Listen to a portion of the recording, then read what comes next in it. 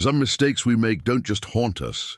They wait in the desert, patient as stone, until the day we're finally ready to face them. Sheriff Eli Mercer had carried that weight for 30 years, never knowing redemption would come on 4 paws and refused to let him pass. Out in Dead Rock County, where the wind scrapes across empty land and secrets stay buried, Eli was just making his rounds when a German shepherd blocked his patrol car. The dog wouldn't budge, wouldn't leave, just kept staring at him like it knew something he didn't. When Eli finally followed that animal through the brush, he found an old shack he'd passed 100 times before. Inside was a sight that stopped his heart, a small child and a woman's face from a life he thought was lost forever. What had this dog been guarding all these years, and why reveal it now? Before we jump back in, tell us where you're tuning in from, and if this story touches you, make sure you're subscribed, because tomorrow I've saved something extra special for you.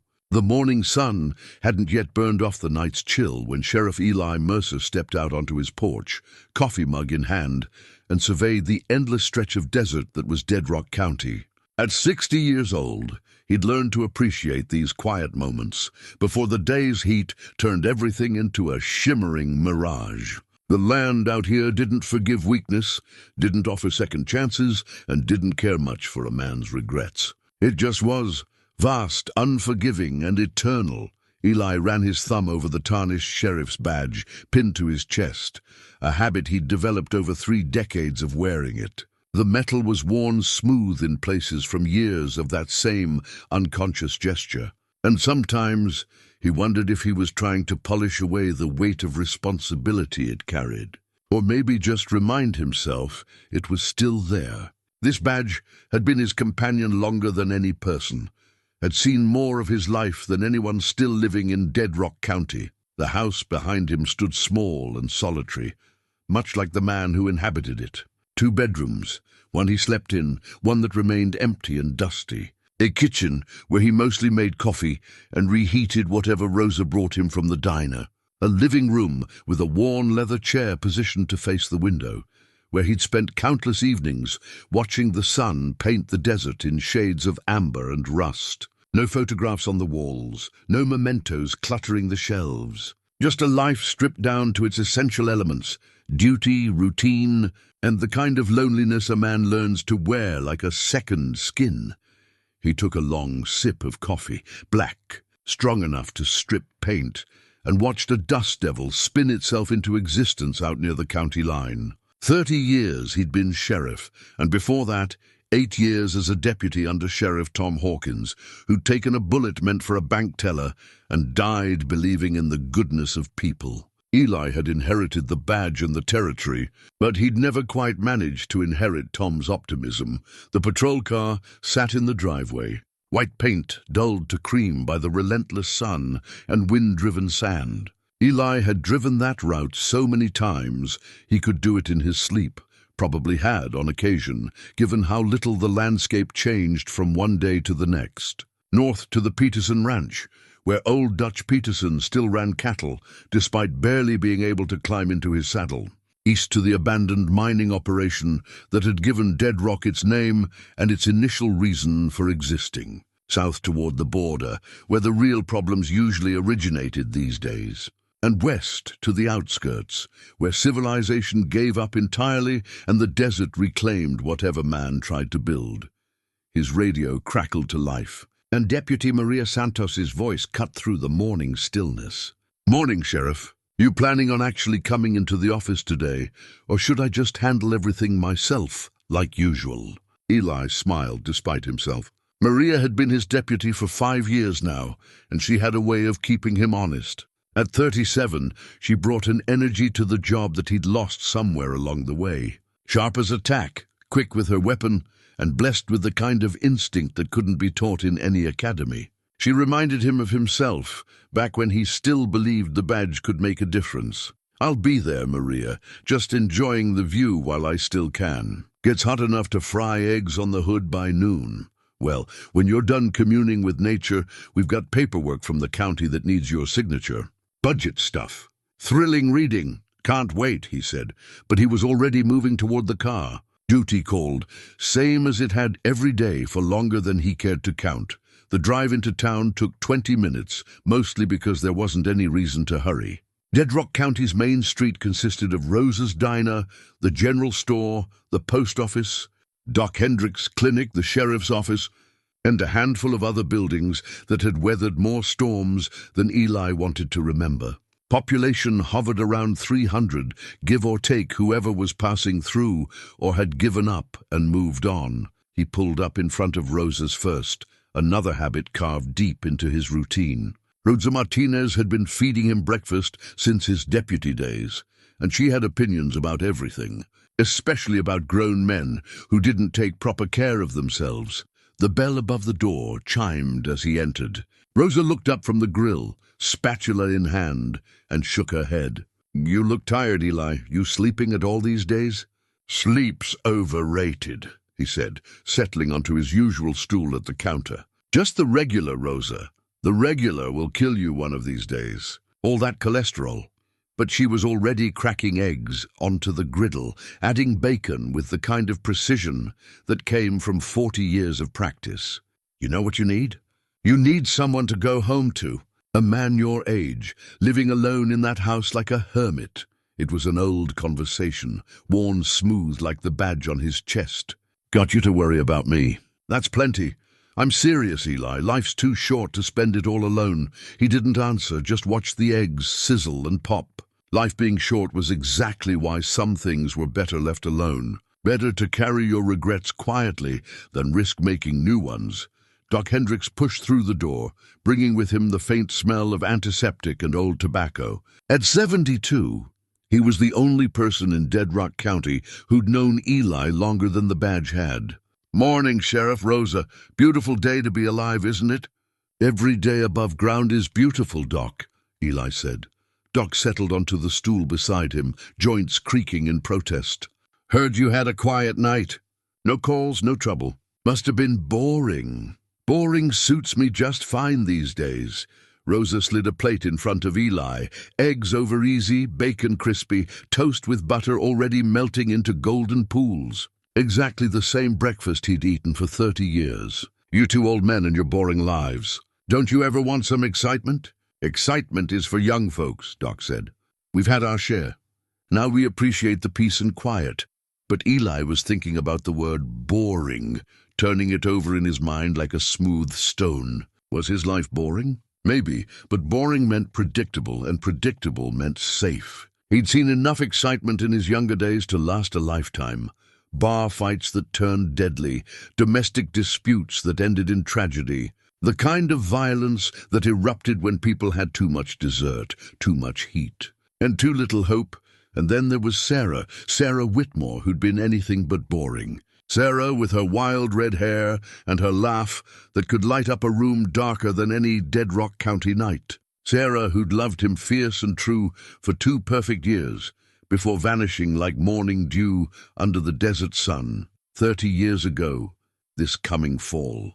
He'd been a young deputy, full of fire and certainty. She'd been a rancher's daughter, beautiful and reckless, and completely unsuitable according to her father. Jacob Whitmore had made his disapproval clear, but they'd loved each other anyway, the way young people do when they think love can conquer anything. Then one morning, she was gone. No note, no explanation, no goodbye.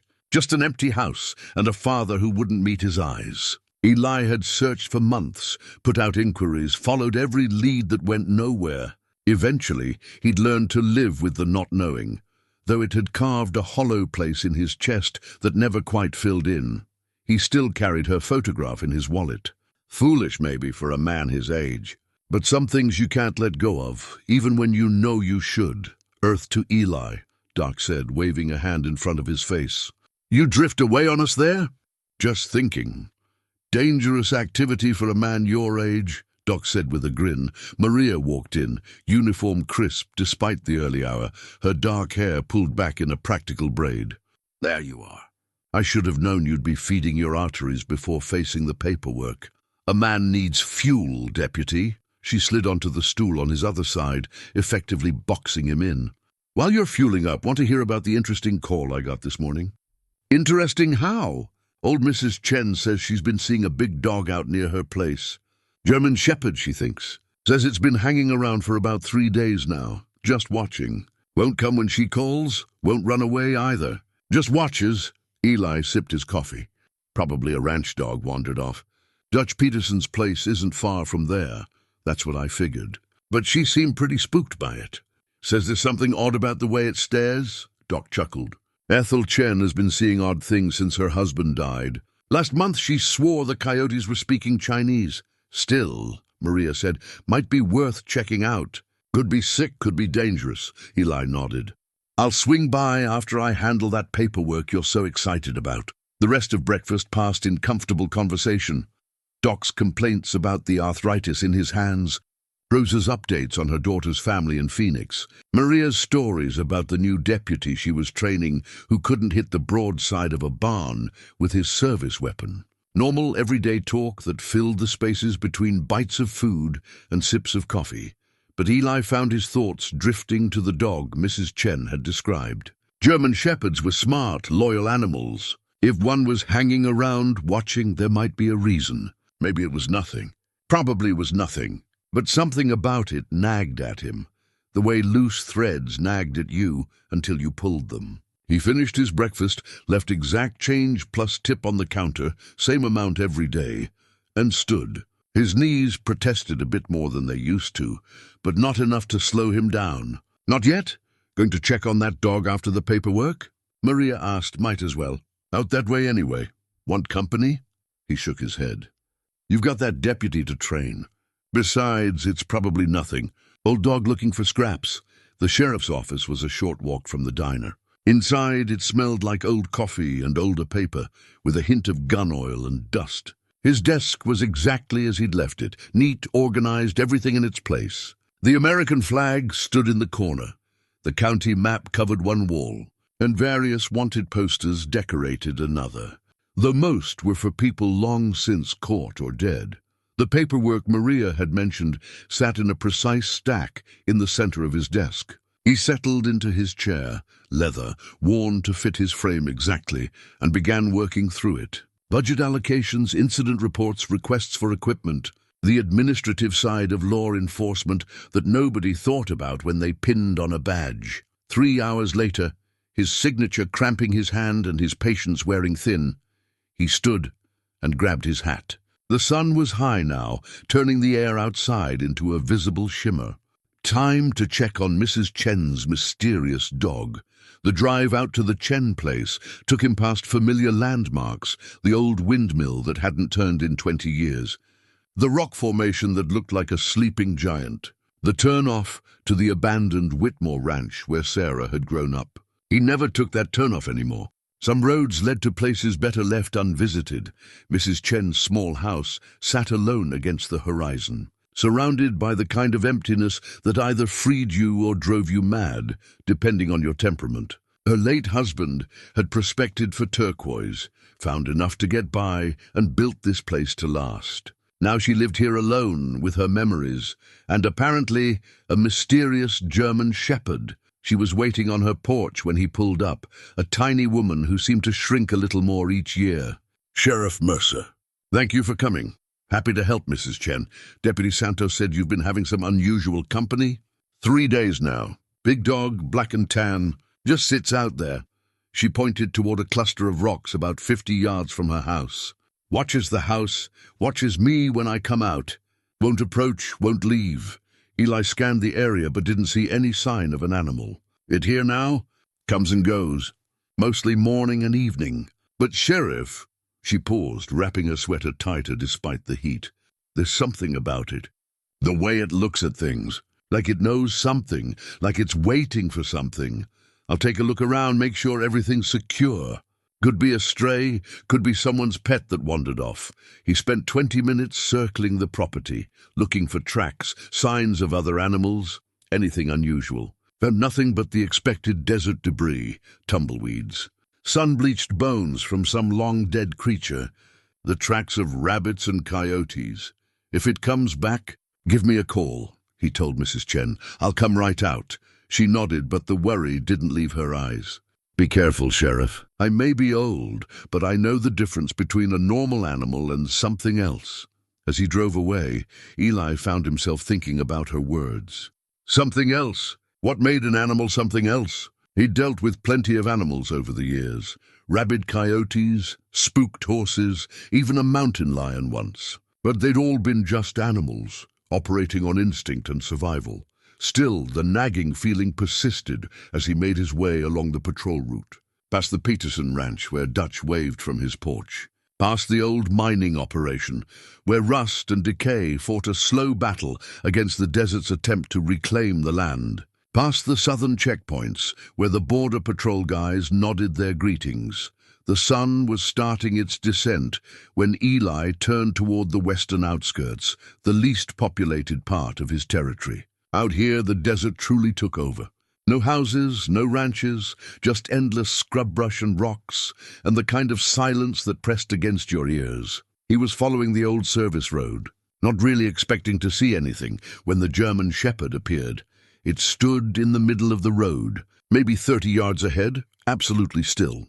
Black and tan, just like Mrs. Chen had described. Big, well-muscled, with intelligent eyes that locked onto Eli's truck, with an intensity that made his breath catch. Eli slowed, then stopped. The dog didn't move, didn't run, didn't approach, just stood there staring at him with what could only be described as purpose. "What do you want?" Eli said aloud, though he knew the dog couldn't answer, but the dog seemed to understand. It took a few steps backward, still facing him, then stopped and looked at him again, waiting. Every instinct told Eli to be cautious. Strange dogs could be dangerous, especially out here where rabies and desperation could turn any animal into a threat. But something about this animal's behavior struck him as different. Not aggressive, not fearful, deliberate.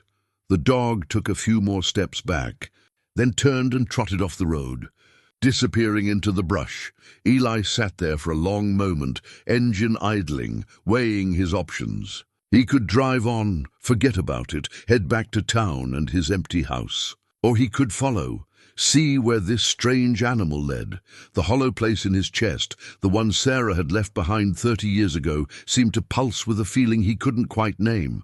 Anticipation, maybe, or dread, or something in between. He put the truck in park and got out, hand resting on his service weapon out of habit. The desert heat hit him like a physical force, but he barely noticed. The dog had reappeared, about 20 yards into the brush, waiting. "All right," Eli said. "Show me what you want to show me." The dog turned and began walking, and despite every reasonable objection his mind raised, Eli Mercer followed. The brush scratched at his uniform, the sun beat down on his hat, and somewhere in the distance a hawk cried out. He'd walked this land for 3 decades, thought he knew every rock and ravine, but sometimes the desert kept secrets, and sometimes those secrets had been waiting for exactly the right moment to reveal themselves. The German Shepherd moved through the desert with the confidence of an animal that knew exactly where it was going.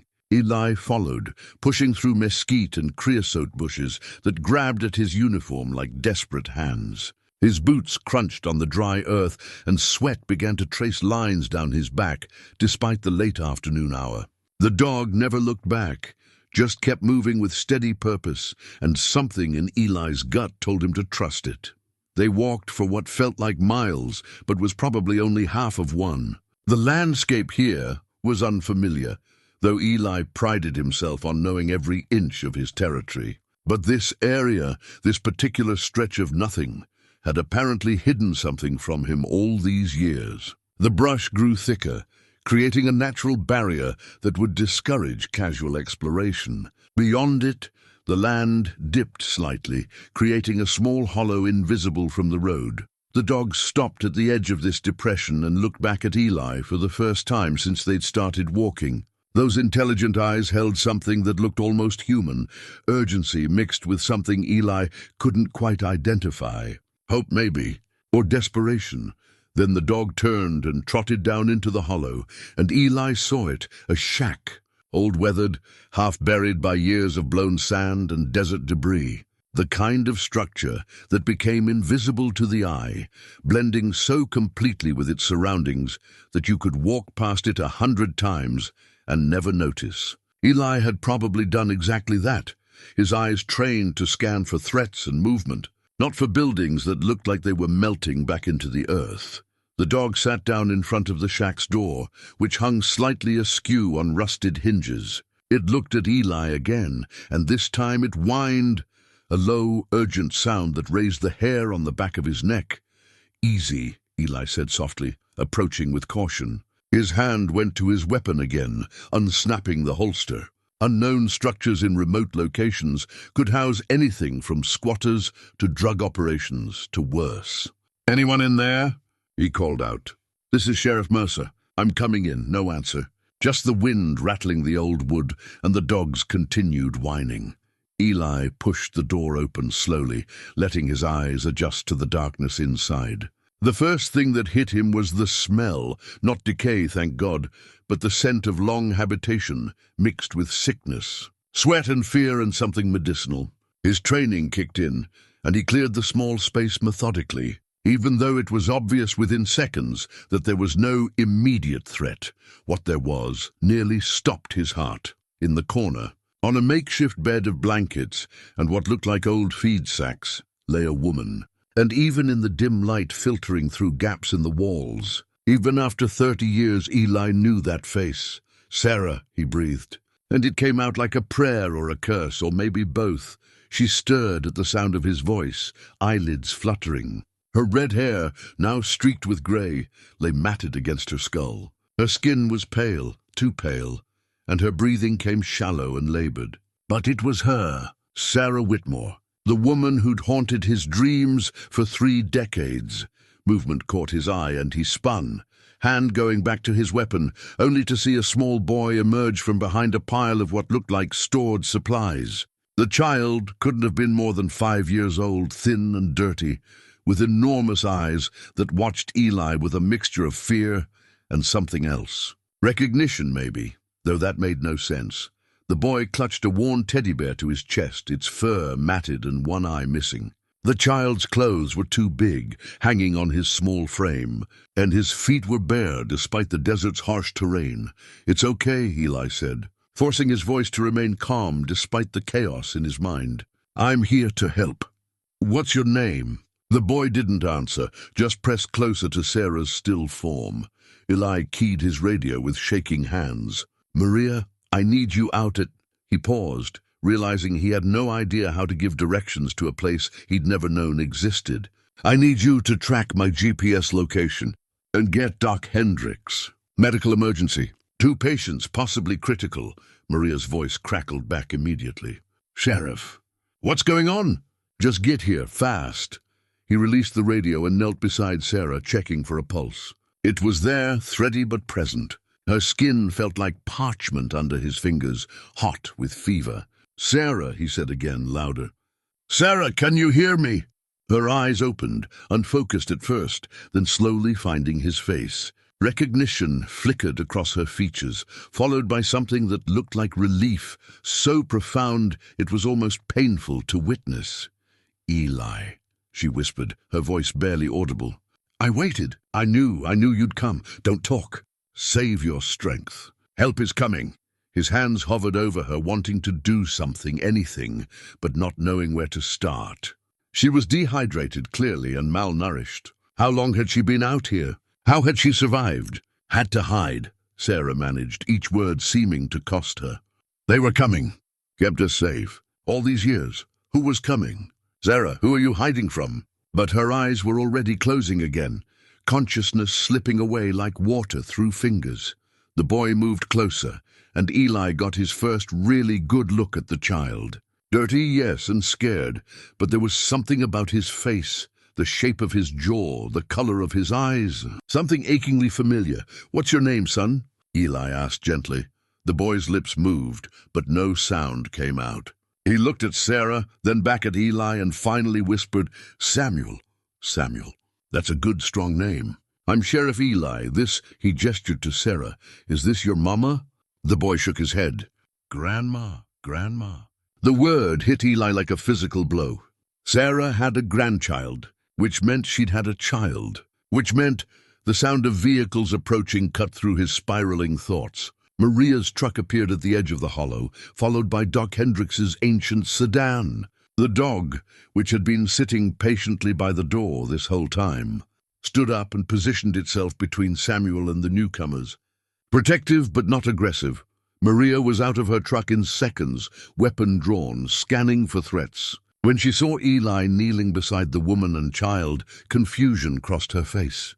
"Sheriff, we need to get them to the clinic. Now, they're severely dehydrated, possibly worse." Doc Hendrix entered with his medical bag, moving with the kind of efficient calm that came from decades of practice. He took one look at Sarah and started barking orders. "We'll need IV fluids, blankets, and someone to drive, because I'm riding in back with the patients." "Who are they?" Maria asked, helping Doc set up an emergency IV line.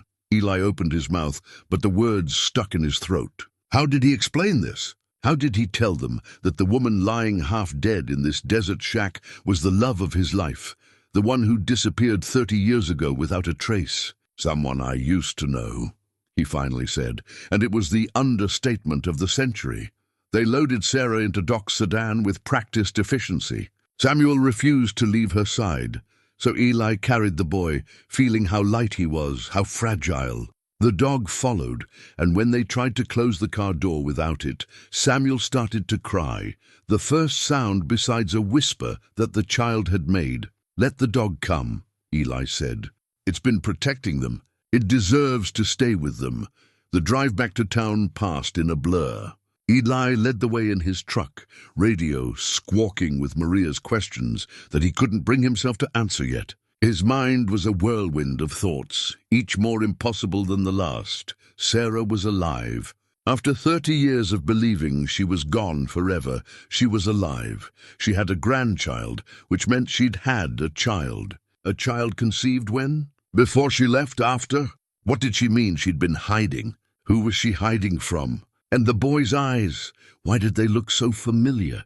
By the time they reached the clinic, half the town had gathered outside, drawn by the emergency radio traffic and the sight of Doc Hendrix actually driving above the speed limit. Rosa was there wringing her hands. Dutch Peterson had somehow made it in from his ranch. Even old Mrs. Chen stood at the edge of the growing crowd. They carried Sarah inside, the dog and Samuel following like shadows. Doc immediately started working, calling out instructions to his nurse, checking vitals, setting up proper IV lines. Maria tried to get information from Samuel, but the boy just shook his head and held tight to that worn teddy bear. Eli stood by the window, watching Doc work, his mind unable to process the impossibility of the situation. Sarah Whitmore, who he'd given up for dead years ago, was lying in Doc's clinic. The hollow place in his chest that her absence had carved felt like it was simultaneously closing and tearing wider open. "Sheriff," Maria said quietly, appearing at his elbow, "I need to know what's going on." "Who is she?"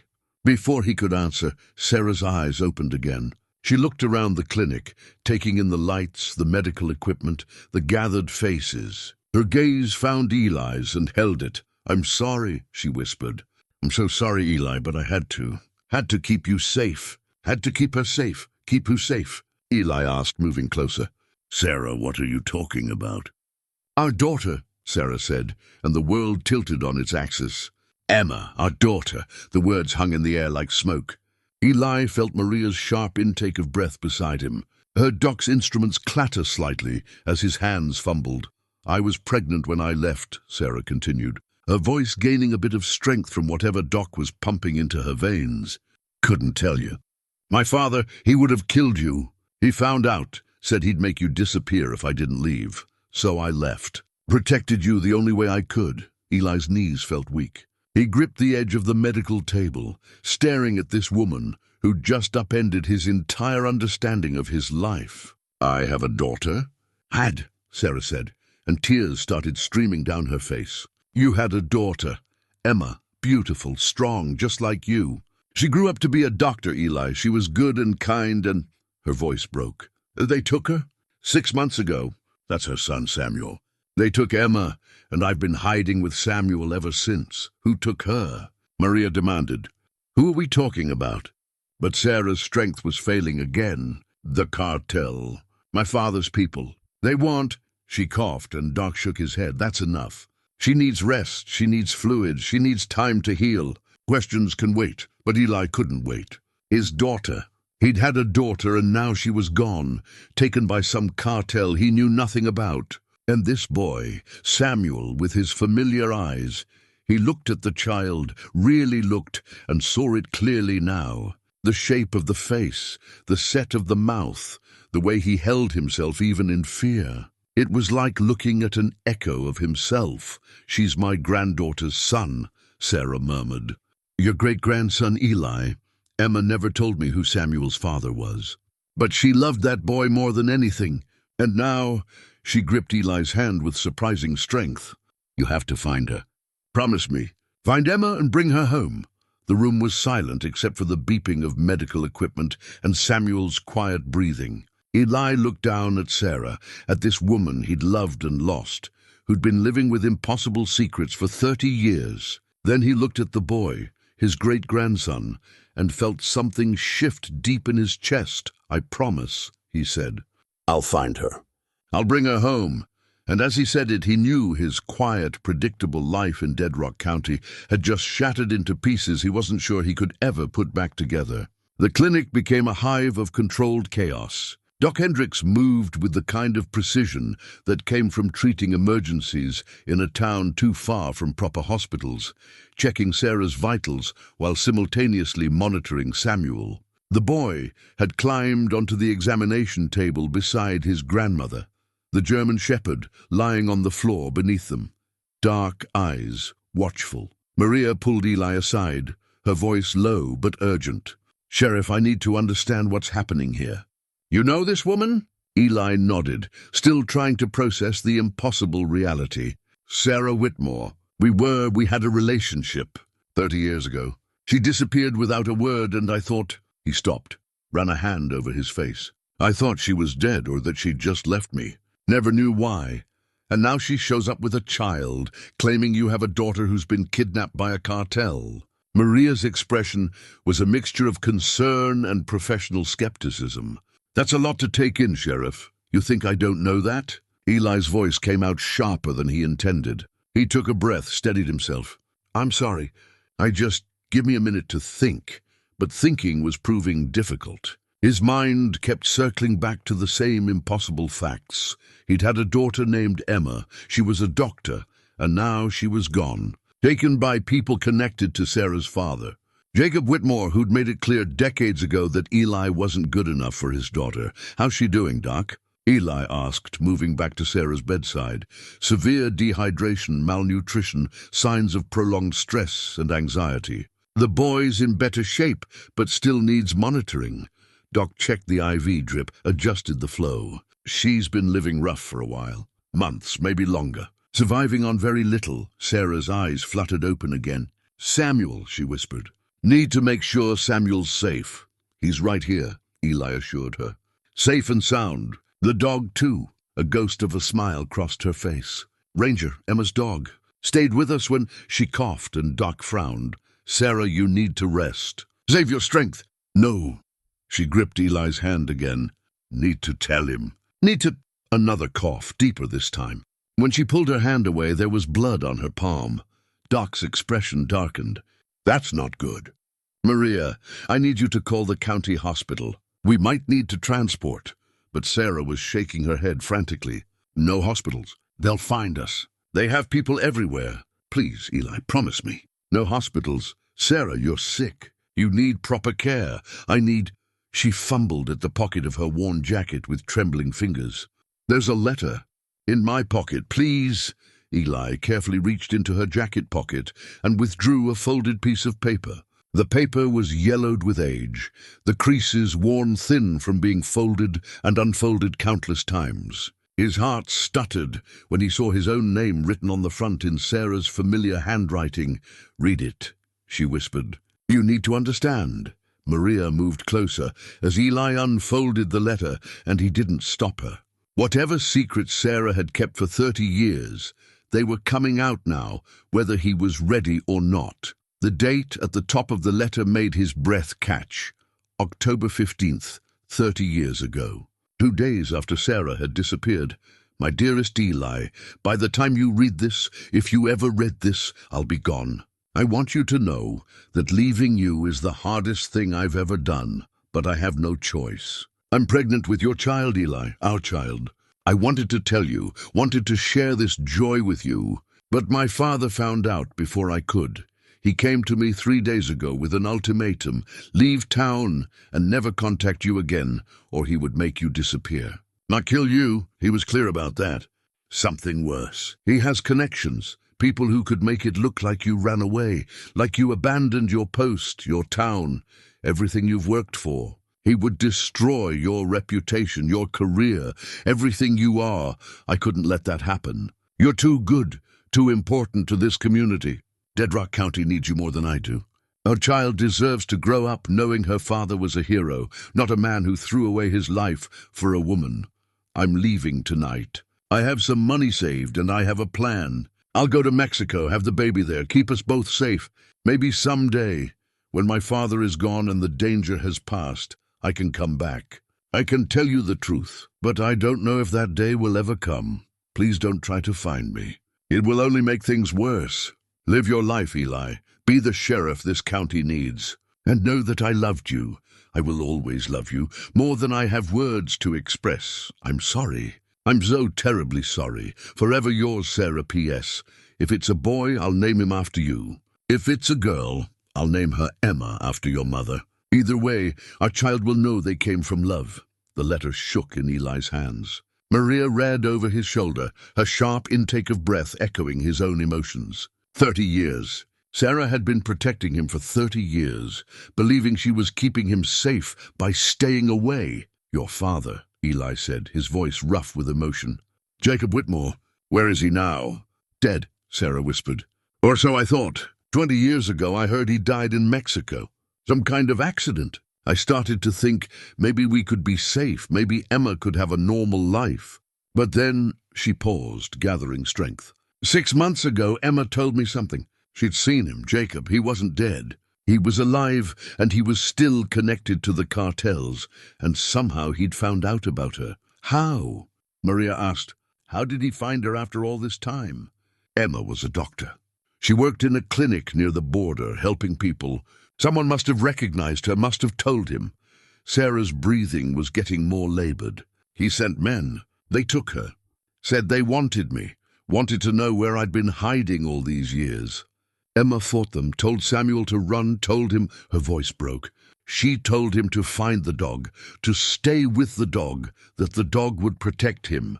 Samuel, who had been silent through all this, finally spoke up. His voice was small but clear. Mama said the dog would find the sheriff. Said the sheriff would save us. Eli's chest tightened. Emma had known about him. Sarah must have told her, must have prepared her for this possibility. His daughter had known he existed, had believed he would come, and now she was in the hands of dangerous men because of secrets and lies that had begun 3 decades ago. Where did they take her? He asked. Sarah, where is Emma now? But Sarah's eyes were closing again, her strength finally failing completely. Doug pushed forward, checking her vitals with growing concern. Her pulse is weakening. Whatever she's been through, her body is shutting down. She needs rest, medication, proper care. Eli wanted to shake her awake, demand answers, but he forced himself to step back. Sarah had survived for 6 months in that desert shack with a small boy, hiding from men who wanted to hurt them. She'd kept Emma's son safe against impossible odds. She deserved rest, Maria, he said quietly. I need you to search that shack, every inch of it. There has to be something there. Some clue about where they took Emma, about who these men are. On it, Sheriff. Maria headed for the door, then paused. For what it's worth, I believe her. Nobody makes up a story like this. After she left, Eli pulled up a chair beside Samuel. The boy watched him with those familiar eyes, Eli's eyes, he realized now, and clutched the worn teddy bear tighter. Your mama, Eli said gently. Tell me about her. Samuel's lower lip trembled. She's nice. She helps sick people. She sings songs. What kind of songs? Happy songs. You are my sunshine. That's her favorite. A tear rolled down his dirty cheek. She said the sheriff would come. She said you'd save her. The weight of that faith, that trust, settled on Eli's shoulders like a physical burden. This child, his great-grandson, believed he could fix this. Emma, wherever she was, had believed he would come. He thought about the photograph he carried in his wallet. The one he'd looked at for 30 years, wondering what had happened to Sarah. All that time, she'd been alive, raising his daughter, keeping them both safe from a threat he'd never known existed. I'm going to find her, Eli told Samuel. I promise you, I'm going to bring your mama home. The boy nodded, some of the fear leaving his expression. He believed him, completely, utterly believed him. Eli just hoped he could live up to that faith. Maria returned to the clinic 3 hours later, her uniform dusty and her expression grim. She carried an evidence bag containing what looked like an old wanted poster, yellowed and creased from years of handling. Found this hidden under the floorboards, she said, laying it on Doc's desk, along with some other documents. You're going to want to see this, Sheriff. Eli carefully lifted the poster from the bag. The face staring back at him was younger, harder, but unmistakable. Jacob Whitmore. The wanted poster was dated 15 years ago, issued by Mexican authorities for crimes ranging from drug trafficking to murder. The reward had been substantial. There's more, Maria said, producing several newspaper clippings. Articles about his supposed death 20 years ago. Car accident in Chihuahua. Body never recovered because the vehicle went off a cliff into a ravine. Convenient. He faked his death, Eli said, studying the articles. Changed his identity. Kept operating in the shadows. Looks that way. And here's the interesting part. Maria pulled out another document, this one more recent. It was a medical record, partially burned but still legible. Found this in the shack's makeshift fireplace. Sarah tried to destroy it but didn't finish the job. It's Emma's medical license. She was working at a clinic in Nuevo Palomas, just across the border. Eli's hands trembled slightly as he examined the document. There was a photograph attached. A woman in her late 20s with his eyes and Sarah's red hair. His daughter, Emma Whitmore, MD. The image blurred as unexpected tears filled his eyes. She looks like you, Maria said softly. Around the eyes, the shape of the face. Anyone who knew you both would see the resemblance. That was probably how Jacob had found her. Some old associate, someone who remembered Eli and Sarah, had spotted Emma and put the pieces together. 30 years of careful hiding undone by a genetic lottery. What else did you find? Signs of long-term habitation. She'd been living there for months, maybe longer. Had supplies stored. A water collection system, everything needed to survive. That dog, Ranger, he'd been hunting for them. Found rabbit bones, evidence of small game. Maria paused. She was protecting that boy with everything she had, Sheriff. Living in that shack, barely surviving, all to keep him safe. Eli looked over at Samuel, who had finally fallen asleep on the examination table, Ranger curled protectively at his feet. The boy's face was peaceful in sleep, one small hand still clutching the worn teddy bear. There's something else you should know, Maria continued, lowering her voice. I found evidence that someone had been watching the shack. Boot prints, cigarette butts. Someone knew they were there. How recent? Hard to say for certain in this heat, but I'd guess within the last week. Maybe that's why the dog brought you. Sarah knew they were closing in, knew she couldn't hold out much longer. The implications settled over Eli like a weight. The cartel had been watching, waiting. They wanted Sarah to lead them somewhere, or to someone. Maybe to more evidence, maybe to other people who could testify against Jacob Whitmore. Doc Hendricks emerged from the back room where he'd moved Sarah for more intensive care. His expression was grave. How is she? Eli asked, though he could read the answer in Doc's eyes. Not good. The dehydration and malnutrition are severe, but there's something else. I think she's been sick for a while, months maybe. Her lungs sound terrible, and she's running a fever that won't break. Without proper tests, I can't be sure, but he paused, choosing his words carefully. I don't know if she's going to make it, Eli. The words hit like a physical blow. To find Sarah after 30 years, only to lose her again. How long? Could be days. Could be hours. Her body's been through too much. I'm doing everything I can, but my resources here are limited. She won't go to a hospital, Eli said. She's terrified they'll find her there. Then we keep her comfortable and hope for the best. Doc squeezed Eli's shoulder. I'm sorry. I know this isn't what you wanted to hear. After Doc returned to check on Sarah, Maria pulled Eli aside. We need to report this. Contact the FBI, Border Patrol, someone with resources to handle a cartel kidnapping. And tell them what? That a woman who's been in hiding for 30 years claims her father, a man supposedly dead for 20 years, is running a cartel operation and has kidnapped my daughter that I didn't know existed until 3 hours ago. Eli shook his head. By the time they sort through the bureaucracy, Emma could be dead. So what do you propose we do? Eli thought about that. What could he do? He was a sheriff in a county with a population of 300, facing off against an organized criminal operation with resources and ruthlessness he could barely imagine. It was suicide to even consider going after them alone. But then he looked at Samuel, sleeping peacefully because he believed the sheriff would save his mother. He thought about Emma, his daughter, who had told her son that the sheriff would come. Who had faith in a father she'd never met? I'm going to find her, he said quietly. Whatever it takes. Eli, Maria started, but he cut her off. I know it's crazy. I know the odds. But I can't, his voice broke. I can't just sit here and do nothing. She's my daughter, Maria. Then I'm coming with you. He started to protest, but she held up a hand. Don't even try to talk me out of it. You'll need backup, someone watching your six. Besides, someone needs to keep you from doing something stupidly heroic and getting yourself killed. Despite everything, Eli felt a surge of gratitude. Thank you, a weak voice called from the back room. Eli, is that Eli? He rushed to Sarah's side. She looked even worse than before, her skin pale and waxy, her breathing labored. But her eyes were clear, focused. I need to tell you. She coughed, and Doc moved to help her, but she waved him away. Emma left something for me before they took her. A map. She knew they might come, knew she might not make it. She drew a map. Where is it? Ranger, Sarah whispered. His collar.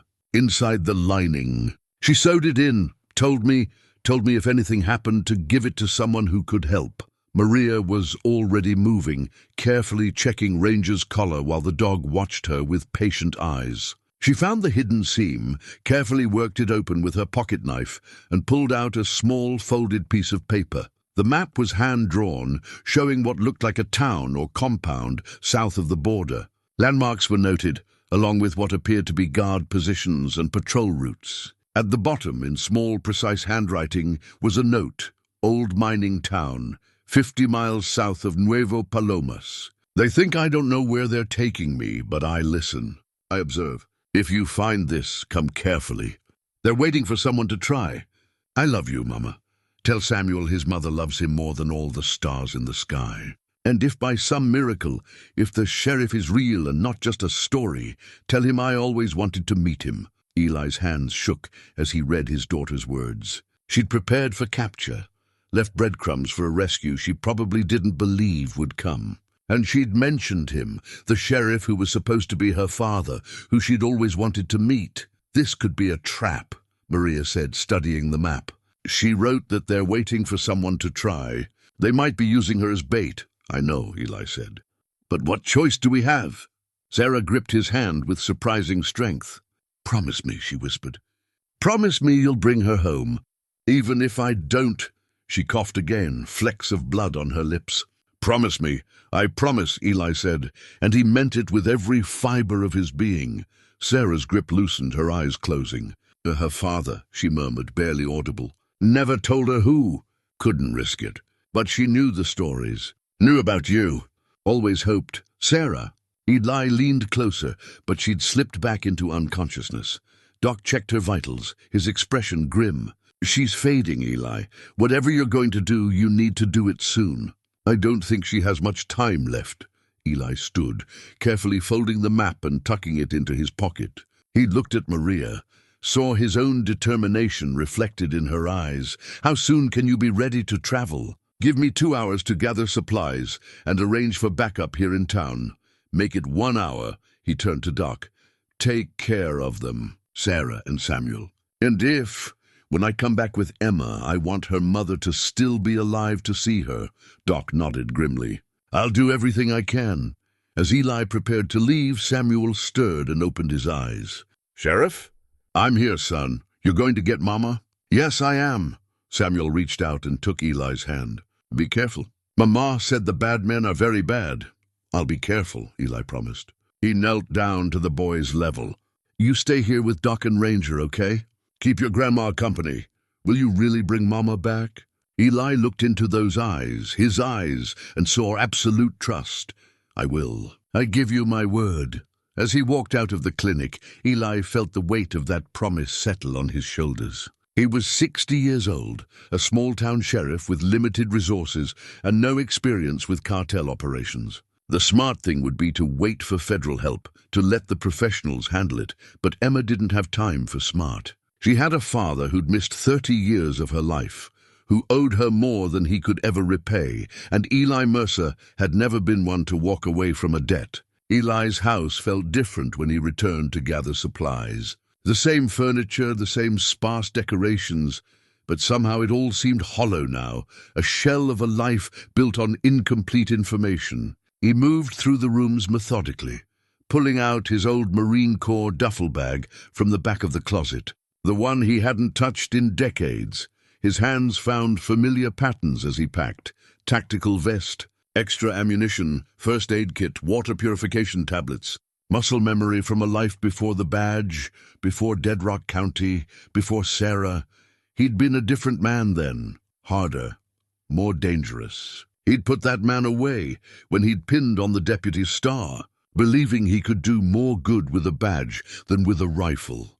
Now he was pulling that man back out, dusting him off, hoping he still had the edge after 30 years of routine patrols and minor disputes.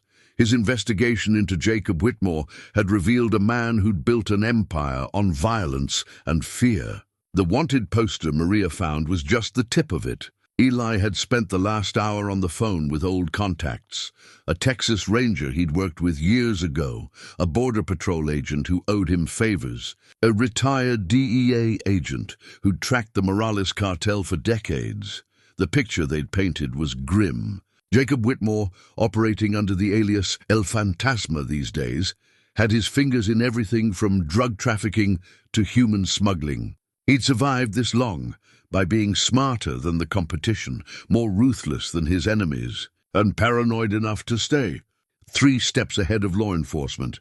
And he had Eli's daughter. Eli pulled out the silver locket he'd found in Sarah's belongings at the clinic. Inside was a photograph of baby Emma and young Sarah, his only tangible connection to the daughter he'd never known. The baby in the picture had grown into a woman who helped people, who saved lives, who'd faced down cartel kidnappers, and still had the presence of mind to leave a map for her rescue. She was strong, just like her mother, just like he hoped him. A knock at the door pulled him from his thoughts. Maria stood there, also changed into tactical gear, her service weapon visible at her hip and a rifle case slung over her shoulder. "Ready?" she asked. "As I'll ever be." She stepped inside, glancing around the sparse room. "You know, in 5 years of working with you, I've never been inside your house. It's exactly what I expected. And what's that?" "Lonely." She said it without judgment, just a statement of fact. "You really loved her, didn't you?" "Sarah," Eli zipped the duffel closed. "Doesn't matter now. What matters is getting Emma back." "It matters," Maria countered, "because you need to keep your head clear. Can't let emotion cloud your judgment when we're down there. We need the sheriff, not the heartbroken young man who lost his girl 30 years ago." She was right, of course. But how was he supposed to separate those things? The sheriff and the man were the same person, shaped by the same loss, driven by the same need to make things right. "I'll manage," he said. His phone rang. Doc Hendricks, his voice tight with urgency. "Eli, Sarah's awake. She's lucid and she's asking for you. Says she has something important to tell you before you go. But hurry, I don't know how much longer she'll be conscious." They drove back to the clinic in silence. The town was quiet now, most people having gone home after the initial excitement. Only a few curious onlookers remained, whispering among themselves about the mysterious woman and child who'd appeared from the desert. Sarah looked worse than before, if that was possible. Her skin had taken on a grey pallor, and her breathing rattled in her chest. But when she saw Eli, she tried to smile. "Always were terrible at goodbyes," she whispered. "This isn't goodbye," Eli said, taking her hand. "You're going to be here when I get back with Emma." She shook her head slightly. Don't make promises you can't keep. I've been dying for months, Eli. Lung cancer. Stage 4. Found out about the same time Emma was taken. Ironic, isn't it? Survived 30 years of running and hiding, only to be taken down by my own body. The words hit him like a physical blow. "Sarah, listen," she interrupted, squeezing his hand with what little strength she had left. "I need to tell you about Emma, about who she is. She's special, Eli. Strong, compassionate, brilliant. She became a doctor because she wanted to help people. Real people, not the wealthy ones who could afford fancy hospitals. She worked in clinics along the border, treating migrants, treating anyone who needed help. She sounds remarkable. She is. But she's also stubborn, just like you. And she's in danger because of me, because of my father, because of decisions I made 30 years ago." Tears leaked from Sarah's eyes. "I tried to protect her, tried to keep her safe by keeping you apart. But I was wrong, Eli. She deserved to know her father. You deserve to know your daughter. We can fix that," Eli said. "When I bring her back, if something happens," Sarah continued as if he hadn't spoken, "if you can't save her, I need you to know that I told her about you. Told her you were a good man, a hero. She grew up loving the idea of you, even if she could never meet you." Samuel's bedtime stories were all about the brave sheriff who protected people and fought for what was right. Eli's vision blurred. "She told Samuel about me?"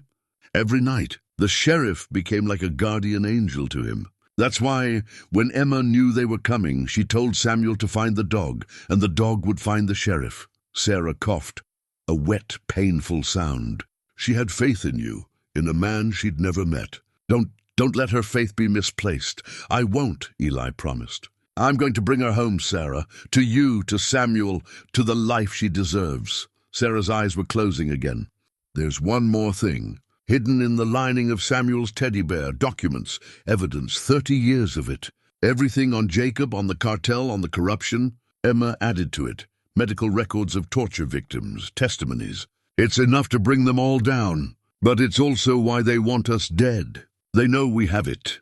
Maria immediately went to check the teddy bear, carefully examining the worn toy. She found the hidden pocket, pulled out a small USB drive wrapped in waterproof material. "This is it?"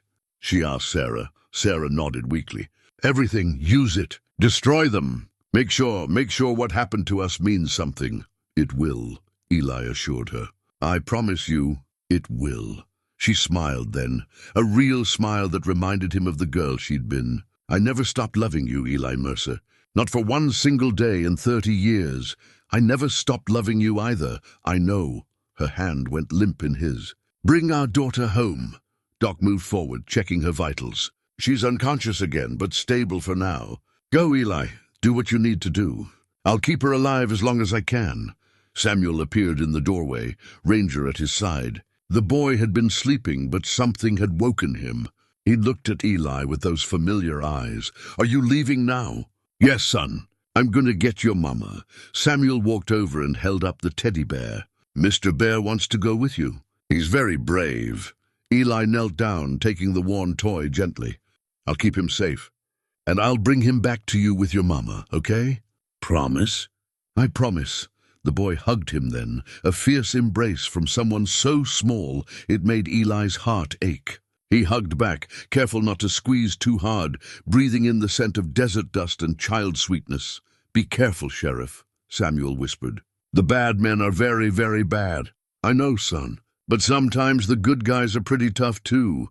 As they prepared to leave, Eli took one last look around the clinic. Sarah unconscious but breathing, Samuel trying to be brave, Doc watching over them both. This was what he was fighting for, not abstract justice, not even really revenge. Family. The family he'd never known he had. The family that had been hidden from him by necessity and fear. Maria touched his arm. Time to go, Sheriff. They walked out into the night. The desert air was cool now, stars blazing overhead. In that way they only did far from city lights. Somewhere out there, across the border in an old mining town, his daughter waited. Waited and hoped and probably tried to stay strong, even though she must be terrified. "You know this is crazy, right?" Maria said as they loaded their gear into her truck. Two small-town cops going up against a cartel operation. Completely crazy, Eli agreed. Good. Just wanted to make sure we were on the same page. She paused, then added, "For what it's worth, I think Emma's lucky to have you as a father. Even if she doesn't know it yet. If we pull this off, maybe I'll get the chance to tell her myself." They climbed into the truck. Maria started the engine, and they headed south. Toward the border, toward danger. Toward a daughter who'd been waiting her whole life to meet the sheriff from her mother's stories. The last thing Eli saw as they left Dead Rock County behind was the lights of the clinic, where his past and his future both lay waiting, where Sarah fought to stay alive long enough to see her daughter again, where Samuel believed with absolute faith that the sheriff would save his mother. Eli touched the locket in his pocket, felt the weight of the badge on his chest. He wouldn't let them down. He couldn't. The drive to the border took 2 hours through empty desert highway, headlights cutting through darkness that seemed to swallow everything beyond their small cone of illumination. Maria drove while Eli studied Emma's map, memorizing every detail, every notation she'd made about guard positions and potential entry points. His phone buzzed. A text from Doc, Sarah stable. Samuel sleeping. "Dog won't leave his side. Be safe." He typed back, "Will do." "Keep her alive, Doc." The response came quickly. "Doing my best. She's fighting hard. Wants to see Emma again. How's Sarah?" Maria asked, eyes on the road. "Hanging on." Eli pocketed the phone. "She's got cancer. Stage 4. Has been dying all this time while protecting Samuel." Maria was quiet for a moment. "She's stronger than she looks." "Always was." Eli traced a finger along the map. Emma marked 3 possible entry points into the compound. Here, here, and here. But she noted that this one, he tapped the western approach, has the lightest patrol coverage. It's also the most exposed, which is probably why they don't watch it as carefully. Classic misdirection. They expect people to go for the covered approaches? Emma was smart. She left us the information we need, but she also left warnings. "See these notes? Guard changes at 0200. Dogs patrol the north perimeter. Motion sensors on the main building." "She was preparing for rescue even while being held captive," Maria said with admiration. "Your daughter's got steel in her spine." The words hit him strangely. Your daughter. He had a daughter. The reality of it still hadn't fully sunk in. Somewhere in that compound across the border, a woman he'd never met carried his DNA, his features, perhaps even his stubbornness. A woman who'd spent her life helping people, who'd told bedtime stories to her son about a sheriff she'd never known. They crossed into Mexico at a small, unofficial point Maria knew from her border patrol contacts. No checkpoint, no customs, just empty desert and an invisible line that changed which laws applied. The landscape didn't change. Same scrub brush, same rocks, same endless expanse of nothing, but Eli felt the shift anyway. They were in foreign territory now, outside their jurisdiction, with nothing but their weapons and their wits. "Contact should be meeting us about 5 miles south," Maria said, checking her GPS. "Old friend from my DEA days. He's been tracking Jacob, Whitmore's operation, for years. The contact turned out to be a weathered man in his 50s who introduced himself only as Martinez. He met them at the ruins of an old gas station. His truck pulled up behind the crumbling structure. Deputy Santos," he greeted Maria with a nod, then turned assessing eyes on Eli. "You must be the sheriff. Heard about what happened. You know you're walking into a meat grinder, right?" "I know," Eli said. "Good. At least you're not stupid." Martinez pulled out his own map, spreading it across the hood of his truck. The mining town Emma marked, San Miguel de las Sombras. Been abandoned for 20 years, except El Fantasma's people use it as a way station. Drugs coming north, weapons going south, people who need to disappear for a while. "How many men?" Maria asked. "Guard rotation is usually 10 to 15. Could be more if they're expecting trouble. Martinez looked at Eli. They know someone's coming. Your daughter, they're using her as bait. Jacob Whitmore wants whoever has the evidence Sarah collected. He thinks if he waits long enough, someone will come for the girl. He's right, Eli said simply. Yeah, well, he's also prepared. You go in guns blazing. You'll both be dead before you get within sight of the place. Martinez pulled out a small device, about the size of a cell phone. This is a signal jammer, military grade. It'll knock out their communications for about 15 minutes. That's your window. 15 minutes to get in, find Emma, and get out? Maria sounded skeptical. 15 minutes before their backup arrives from the main compound 20 miles east. After that, you'll have 50 heavily armed cartel soldiers coming down on you. Martinez looked grim. I can't go with you. Officially, I'm not even here. But I can give you equipment, intelligence, and a prayer that you're luckier than you deserve to be. He opened his truck bed, revealing an arsenal that would have made a small army envious. Night vision goggles, tactical radios, body armor, and weapons that were definitely not standard law enforcement issue. Take what you need, Martinez said. Consider it a loan from the United States government, unofficially speaking. While Maria sorted through equipment, Eli studied the detailed satellite photos Martinez provided. The mining town was larger than he'd expected. 24 buildings at least, though most appeared abandoned. The main structure, an old processing plant, was where Martinez believed Emma was being held. There's something else you should know, Martinez said quietly. Jacob Whitmore isn't just waiting for someone to rescue Emma. He's planning something big. We've intercepted chatter about a major operation, using Dead Rock County as a new distribution hub. Remote, close to the border, minimal law enforcement presence. He's going to attack the town, Eli said, pieces falling into place. Not just attack. Take over. Install his own people. Turn the whole county into a pipeline for his operation. Martinez's expression was grave. Your rescue attempt, he's probably counting on it. Draw out the sheriff, kill him, leave the town defenseless. When? Soon. Could be days, could be hours. We don't have exact timing. Eli's mind raced. Sarah and Samuel were back in Dead Rock County, vulnerable. Doc and the handful of deputies Maria had arranged for backup would be no match for a coordinated assault. We need to warn them, Maria said, pulling out her phone. And say what? Eli countered. Evacuate the entire town based on intercepted cartel chatter. We'd cause a panic, and Jacob would just wait us out. So we leave them sitting ducks while we go on a rescue mission.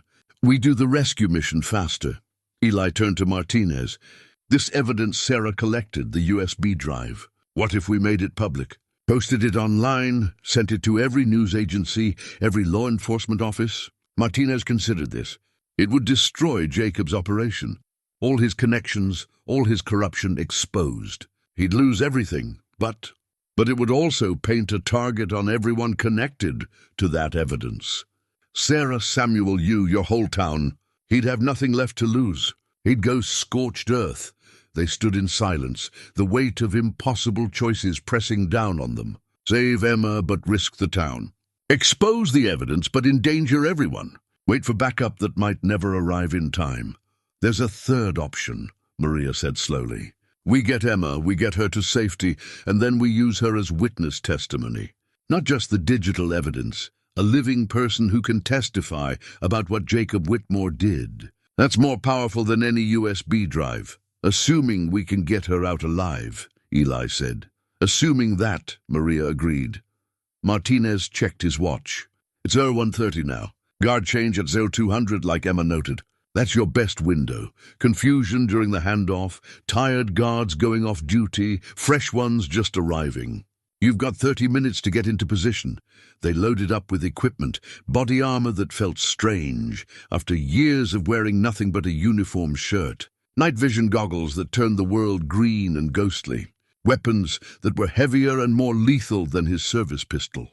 Eli felt like he was putting on a costume, playing at being someone he used to be. But when he caught sight of himself in the truck's side mirror, tactical vest, weapons, the hard set of his jaw, he saw echoes of the Marine he'd been. That young man who'd thought he could save the world one mission at a time. Maybe he'd been preparing for this moment his whole life without knowing it. "One more thing," Martinez said, handing Eli a small medical kit. "Your daughter, she's been held for 6 months. Whatever condition she's in, it won't be good. She'll need immediate medical attention." Eli pocketed the kit, trying not to think about what "not good" might mean. Torture, starvation, worse. His daughter had endured 6 months of hell because of him, because of a relationship he'd had 30 years ago, because of a man's twisted need for revenge. "Let's go get her," he said. They left Martinez's location and drove the final 5 miles with lights off, using night vision to navigate the rough terrain. The mining town appeared on the horizon like a ghost, crumbling buildings silhouetted against the star-filled sky. A few lights burning in the main processing plant. Maria parked the truck in a depression, about a quarter-mile out, hidden from sight. They'd go the rest of the way on foot.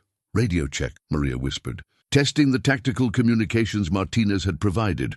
"Loud and clear," Eli responded.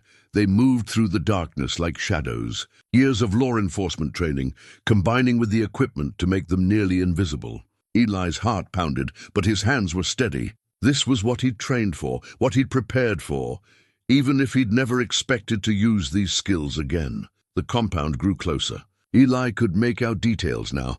The guard tower at the northeast corner, the chain-link fence topped with barbed wire, the main building where Emma was supposedly held. His daughter was in there, waiting, hoping, believing the sheriff from her mother's stories would save her. He wouldn't let her down. Not this time. Not ever again. They reached the western approach Emma had marked as lightly guarded. Just as she'd noted, there was only one roaming patrol, a single guard walking a predictable circuit, flashlights sweeping the darkness. Maria signaled, "Wait for the guard to pass." Eli nodded. They crouched in the shadows, barely breathing, as the guard walked by less than 20 feet away. The man was young, bored, probably thinking about the end of his shift. He had no idea death was crouching in the darkness, watching his every move. The guard passed. Maria signaled again, "Move!" They ran low and fast to the fence line. Maria produced wire cutters from her pack and began working on the chain link, creating an opening just large enough to slip through. Eli checked his watch. 01:58. 2 minutes until guard change. 2 minutes to get inside, locate Emma, and prepare for extraction. The fence parted. Maria slipped through first, then Eli. They were inside the compound now, committed to the mission. No turning back. A building ahead, not the main processing plant, but a smaller structure Emma had marked as storage. Her note said, "Sometimes they keep special prisoners here." Less obvious than main building. They approached carefully, every sense on high alert. Eli's finger rested on his weapon's trigger, ready for anything. That's when he heard it, a sound that made his blood freeze, a woman's voice, weak but defiant, coming from inside the storage building. "I told you. I don't know where she is. And even if I did, I'd die before I told you. Emma, his daughter, and she was very much alive, very much fighting." Eli felt something shift inside him, the careful planning, the tactical approach. All of it nearly shattered by the overwhelming need to crash through that door and get to her. Maria's hand on his arm stopped him. She shook her head, pointed to the guard tower where movement suggested someone was watching. Patience, timing, discipline. He forced himself to breathe, to think like a sheriff and not like a father. But inside that building, his daughter was suffering, and every second he waited felt like a betrayal. Eli and Maria held position outside the storage building, listening to the sounds of movement inside. 2 voices, Emma's defiant tone and a man's rough Spanish. The guard change was happening now, visible confusion in the compound as shifts overlapped. "Now," Maria whispered, activating the signal jammer. They moved to the building's side entrance. Maria picked the lock with practiced efficiency while Eli covered her, weapon ready. The door swung open silently. Someone had oiled these hinges recently. Inside, the building was dimly lit by a single hanging bulb. Eli's night vision goggles showed him the layout: one main room, a small office to the left, and what looked like a storage area to the right. Emma's voice was coming from that storage area. They cleared the main room swiftly. Empty. The office, also empty. That left the storage area, where light spilled from beneath a closed door. Eli positioned himself on one side of the door, Maria on the other. He held up 3 fingers, counted down silently. 3, 2, 1. Maria kicked the door open. Eli swept in, weapon raised, every instinct screaming at him to shoot first and ask questions later. But what he saw made him freeze. Emma was there, red hair tangled and matted, face bruised, wrists chained to a support beam. But she wasn't alone. A man stood over her, not with a weapon, but with medical supplies. And when he turned at their entrance, Eli saw a face that made the world tilt sideways. Deputy Owen Reese, the man who'd transferred out of Dead Rock County 5 years ago to take a job with the U.S. Marshals. Sheriff Mercer, Reese said calmly, hands raised. I was wondering when you'd show up. Step away from her, Eli ordered, weapon trained on Reese's chest. Wait, Emma said, her voice stronger than Eli expected. He's not one of them.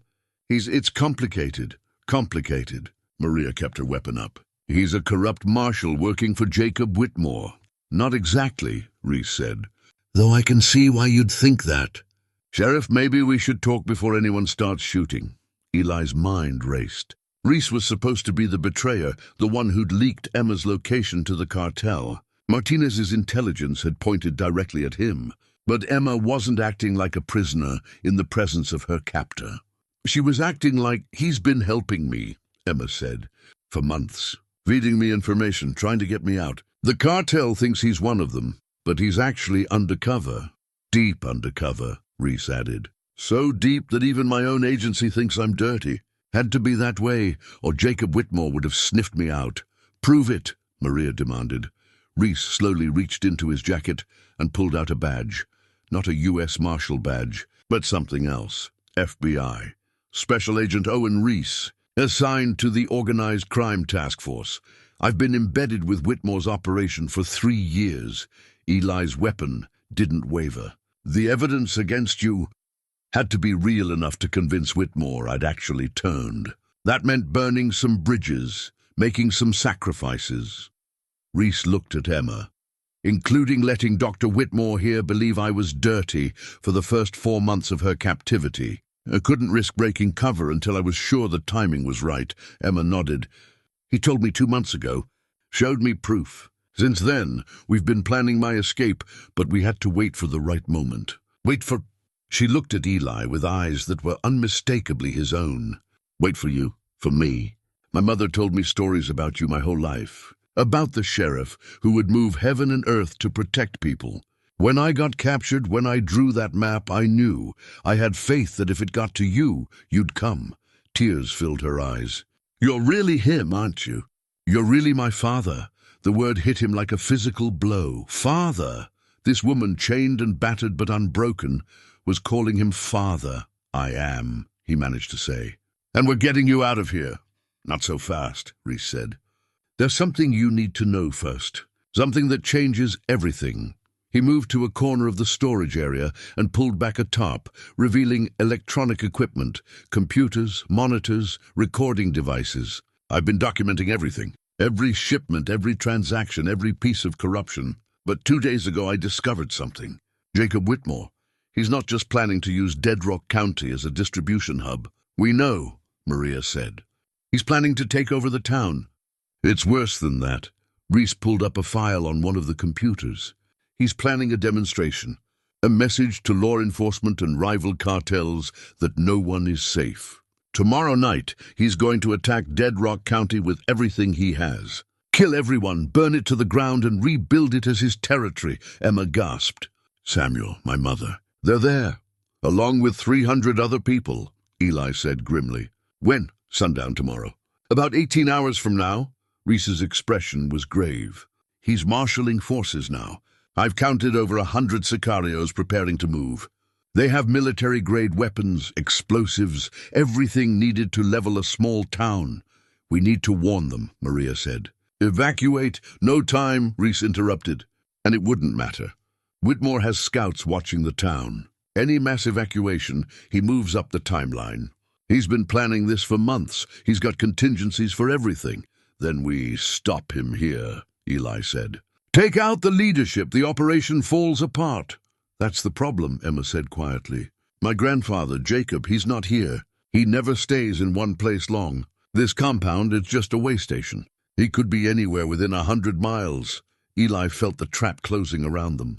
They'd come for Emma, but the real threat was bigger than one rescue. The entire town was in danger, and they had less than a day to stop it. There might be a way, Reese said slowly. But it's risky. The evidence you have, the USB drive from Sarah, combined with what I've collected, it's enough to bring down not just Whitmore, but his entire network. Every corrupt official, every cartel connection, everything. So we release it, Maria said, and sign everyone's death warrant, Reese countered. The moment that evidence goes public, Whitmore will know. He'll accelerate his plans, hit the town immediately, and kill everyone connected to it. Sarah, Samuel, Doc Hendricks, everyone in Dead Rock County. Then we don't release it until after we stop him, Eli said. How do we stop him without the evidence? We don't even know where he is.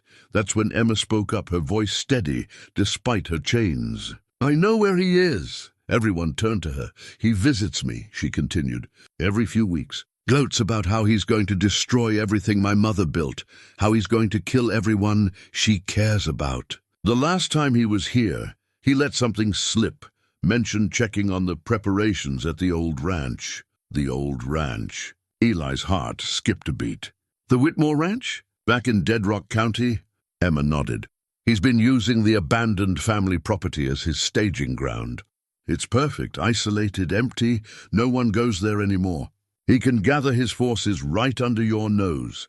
The pieces fell into place with terrible clarity. Jacob Whitmore wasn't just planning to attack Dead Rock County. He was already there.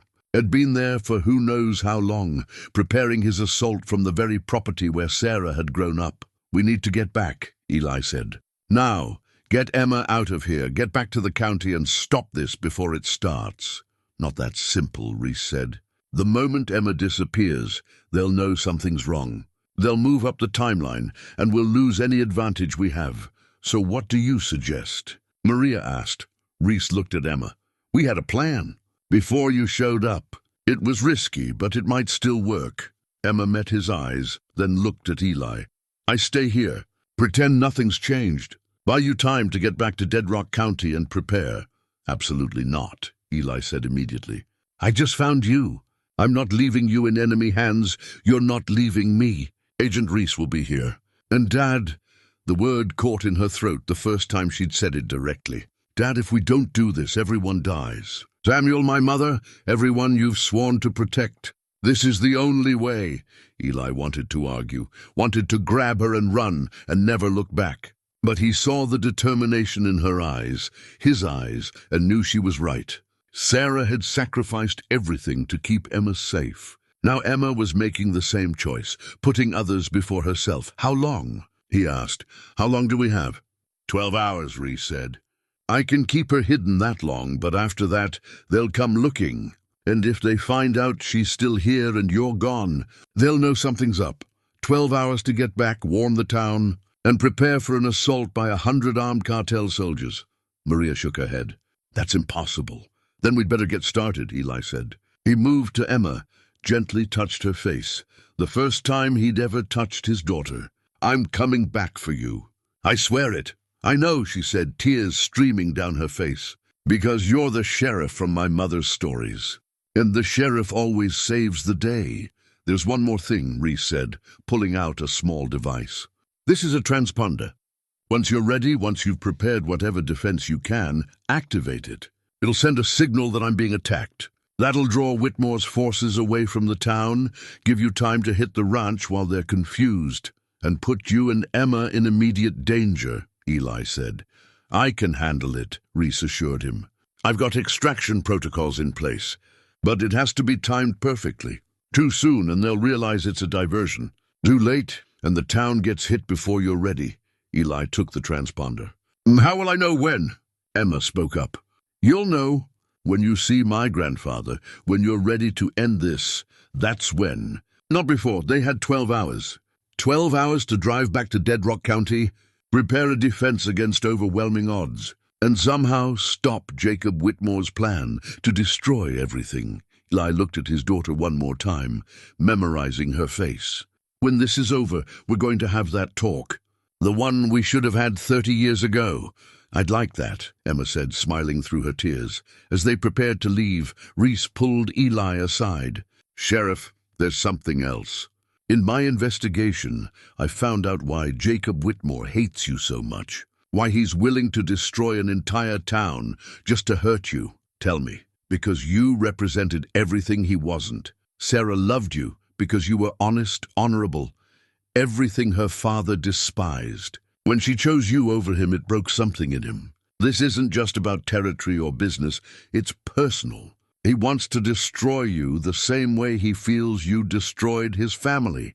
Then he's going to be disappointed, Eli said. Because I'm not that easy to destroy. They slipped out of the compound, the same way they'd entered, moving through shadows like ghosts. Behind them, Emma remained in chains, playing the part of a prisoner while protecting everyone she loved. As they drove away from the mining town, racing against time to save a town full of people from a madman's revenge. Eli thought about the federal marshal's badge hidden in Sarah's belongings, about the sacrifices his family had made, the secrets they'd kept, all to protect the people they loved. Sarah had been working undercover all these years. Emma had let herself be bait. And now he had to be the sheriff they both believed in, the one who could save the day against impossible odds. He had 12 hours. It would have to be enough. The drive back to Dead Rock County felt like racing against the sunrise, every minute precious and slipping away too fast. Eli pushed the truck harder than he should have, the engine protesting as they flew across the desert terrain. Maria was already on the radio, making calls to everyone she could think of who might help. Border Patrol says they can't cross into domestic operations without proper authorization, she reported, frustration clear in her voice. FBI says they need evidence and time to mobilize. DEA is interested, but wants 48 hours to coordinate. We don't have 48 hours, Eli said grimly. We have 12. Now 11? They crossed back into the United States as dawn painted the horizon in shades of amber and rust. Eli's mind was already working through the tactical situation. 100 cartel soldiers against what?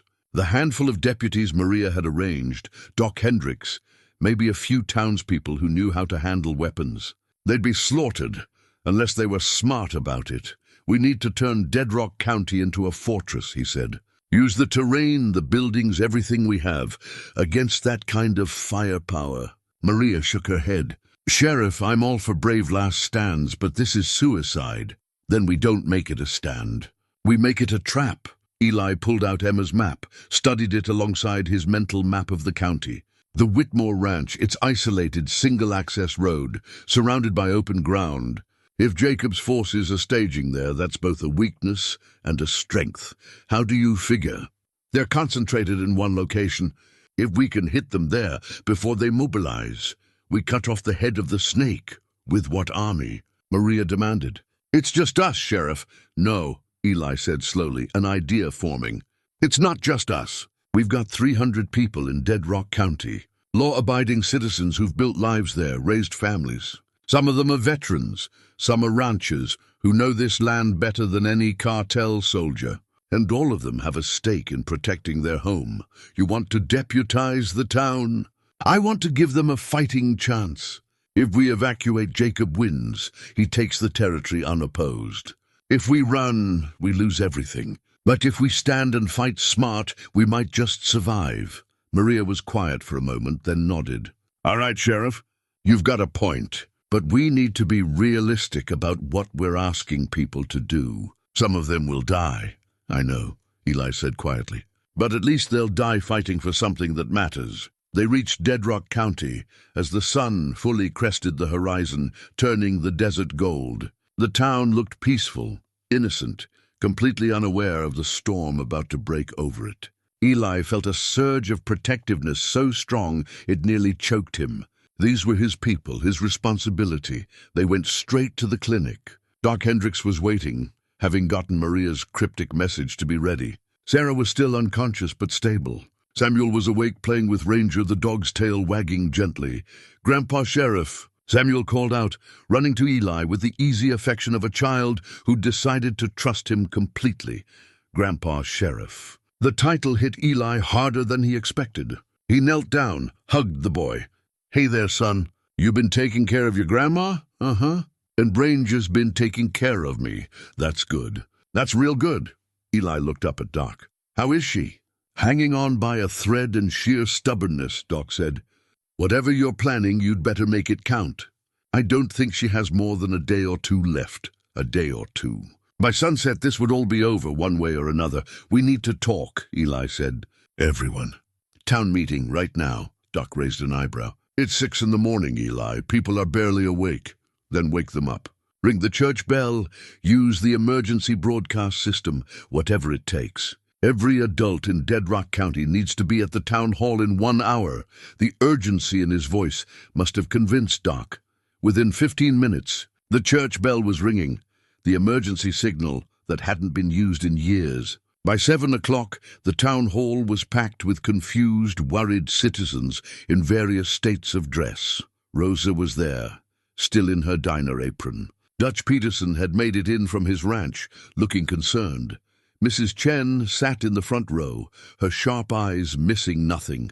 The volunteer deputies Maria had recruited stood along the walls. Nearly everyone in Dead Rock County had answered the call. Eli stood at the front of the hall, Maria beside him. He looked out at these faces, people he'd protected for 30 years, people who trusted him to keep them safe. "Thank you all for coming," he began. "I know this is unusual, and I know you're worried. You should be. Because what I'm about to tell you is going to sound impossible." He laid it out for them, all of it. Sarah's return, the daughter he never knew he had, the cartel threat, Jacob Whitmore's plan to destroy their town. He didn't sugarcoat it, didn't try to minimize the danger. They deserved the truth. When he finished, the hall was silent. Then Dutch Peterson stood up. "So you're saying a Mexican cartel is going to attack us tonight?" "Attack Dead Rock County?" "Yes, and you expect us to fight them. A bunch of ranchers and shopkeepers against professional killers. I expect you to make a choice," Eli said. "You can leave. Get in your vehicles, take your families, and run.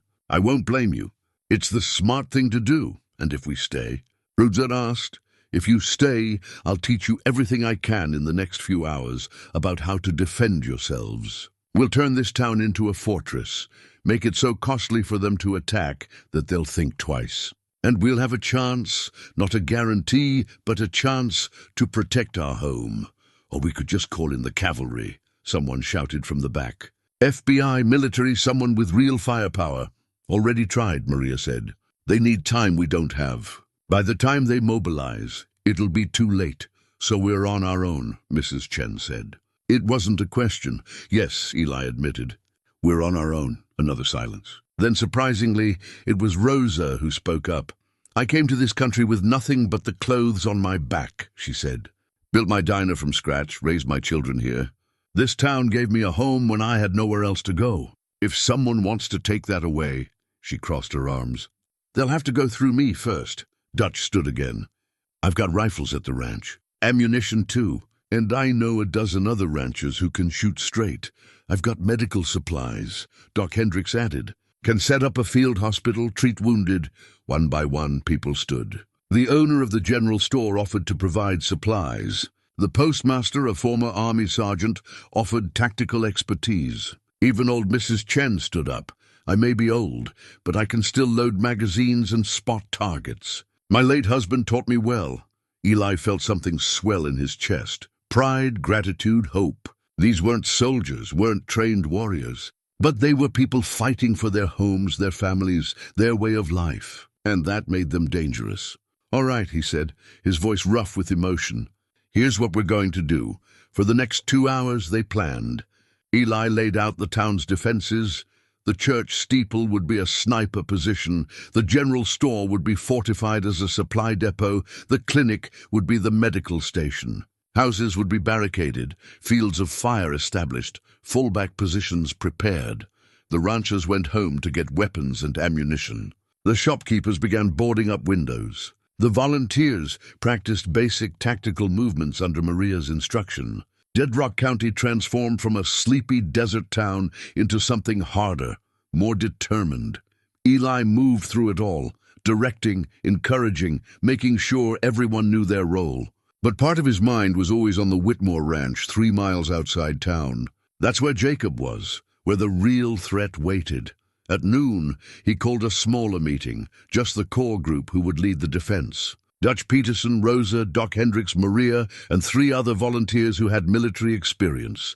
The town defense is important, Eli said, but it's not enough. We need to take the fight to them, hit the ranch where they're staging. That's suicide, one of the volunteers said. Walking into their stronghold? It's misdirection, Eli corrected. While they're expecting us to defend the town, we attack their base. Scatter their forces, destroy their supplies, cut off their leadership. How many men for that mission? Dutch asked. Small team. 4, maybe 5. Fast in, fast out. I'll go, Maria said immediately. Me too, Dutch added. Know that ranch better than anyone. Used to play there as a kid before the Whitmores went bad. The other volunteers agreed to hold the town defense, coordinate the civilians. It was decided Eli, Maria, Dutch, and 2 others would hit the ranch, while the rest prepared to defend Dead Rock County. At 2 o'clock, Eli went back to the clinic to check on Sarah and Samuel. Sarah was awake, barely. Her breathing labored. Eli, she whispered when she saw him. Is it time? Almost, he said, taking her hand. We're going to stop him, Sarah. Stop your father, save the town, bring Emma home. Promise? Promise, she smiled weakly. Always were too brave for your own good. That's why I loved you. Loved? He asked gently. Past tense? Love, she corrected. Present tense. Forever tense. She coughed and blood flecked her lips. If I can't hold on, don't talk like that. Tell Emma, tell her I'm proud of her. Tell her she was the best thing I ever did. You'll tell her yourself, Eli insisted. You're going to be here when I bring her home. Sarah's eyes closed. I hope so. God, I hope so. Samuel tugged at Eli's sleeve. Is Grandma going to be okay? Eli couldn't lie to those trusting eyes. I don't know, son, but I'm going to do everything I can to make sure you get your mama back. And Mr. Bear. Eli had forgotten about the teddy bear he'd taken to Emma. Yes, and Mr. Bear. At 4 o'clock, with sunset still 3 hours away, Eli gathered his strike team. They reviewed the plan one final time, checked weapons and ammunition, said quiet goodbyes to loved ones. Rosa hugged him tight. You come back, Eli Mercer. This town needs you. I'll do my best, he promised. Doc Hendricks pulled him aside. Sarah's fading fast. I don't think she'll last the night. If you're going to save Emma, it needs to be soon. Eli nodded, the weight of that knowledge settling on his shoulders. At 5 o'clock, they loaded into 2 trucks and headed toward the Whitmore Ranch. The sun was lowering in the sky, painting everything in that golden light that made the desert beautiful and terrible at once. Eli's hand rested on the transponder Reese had given him. When the time was right, when they were ready to strike, he'd activate it.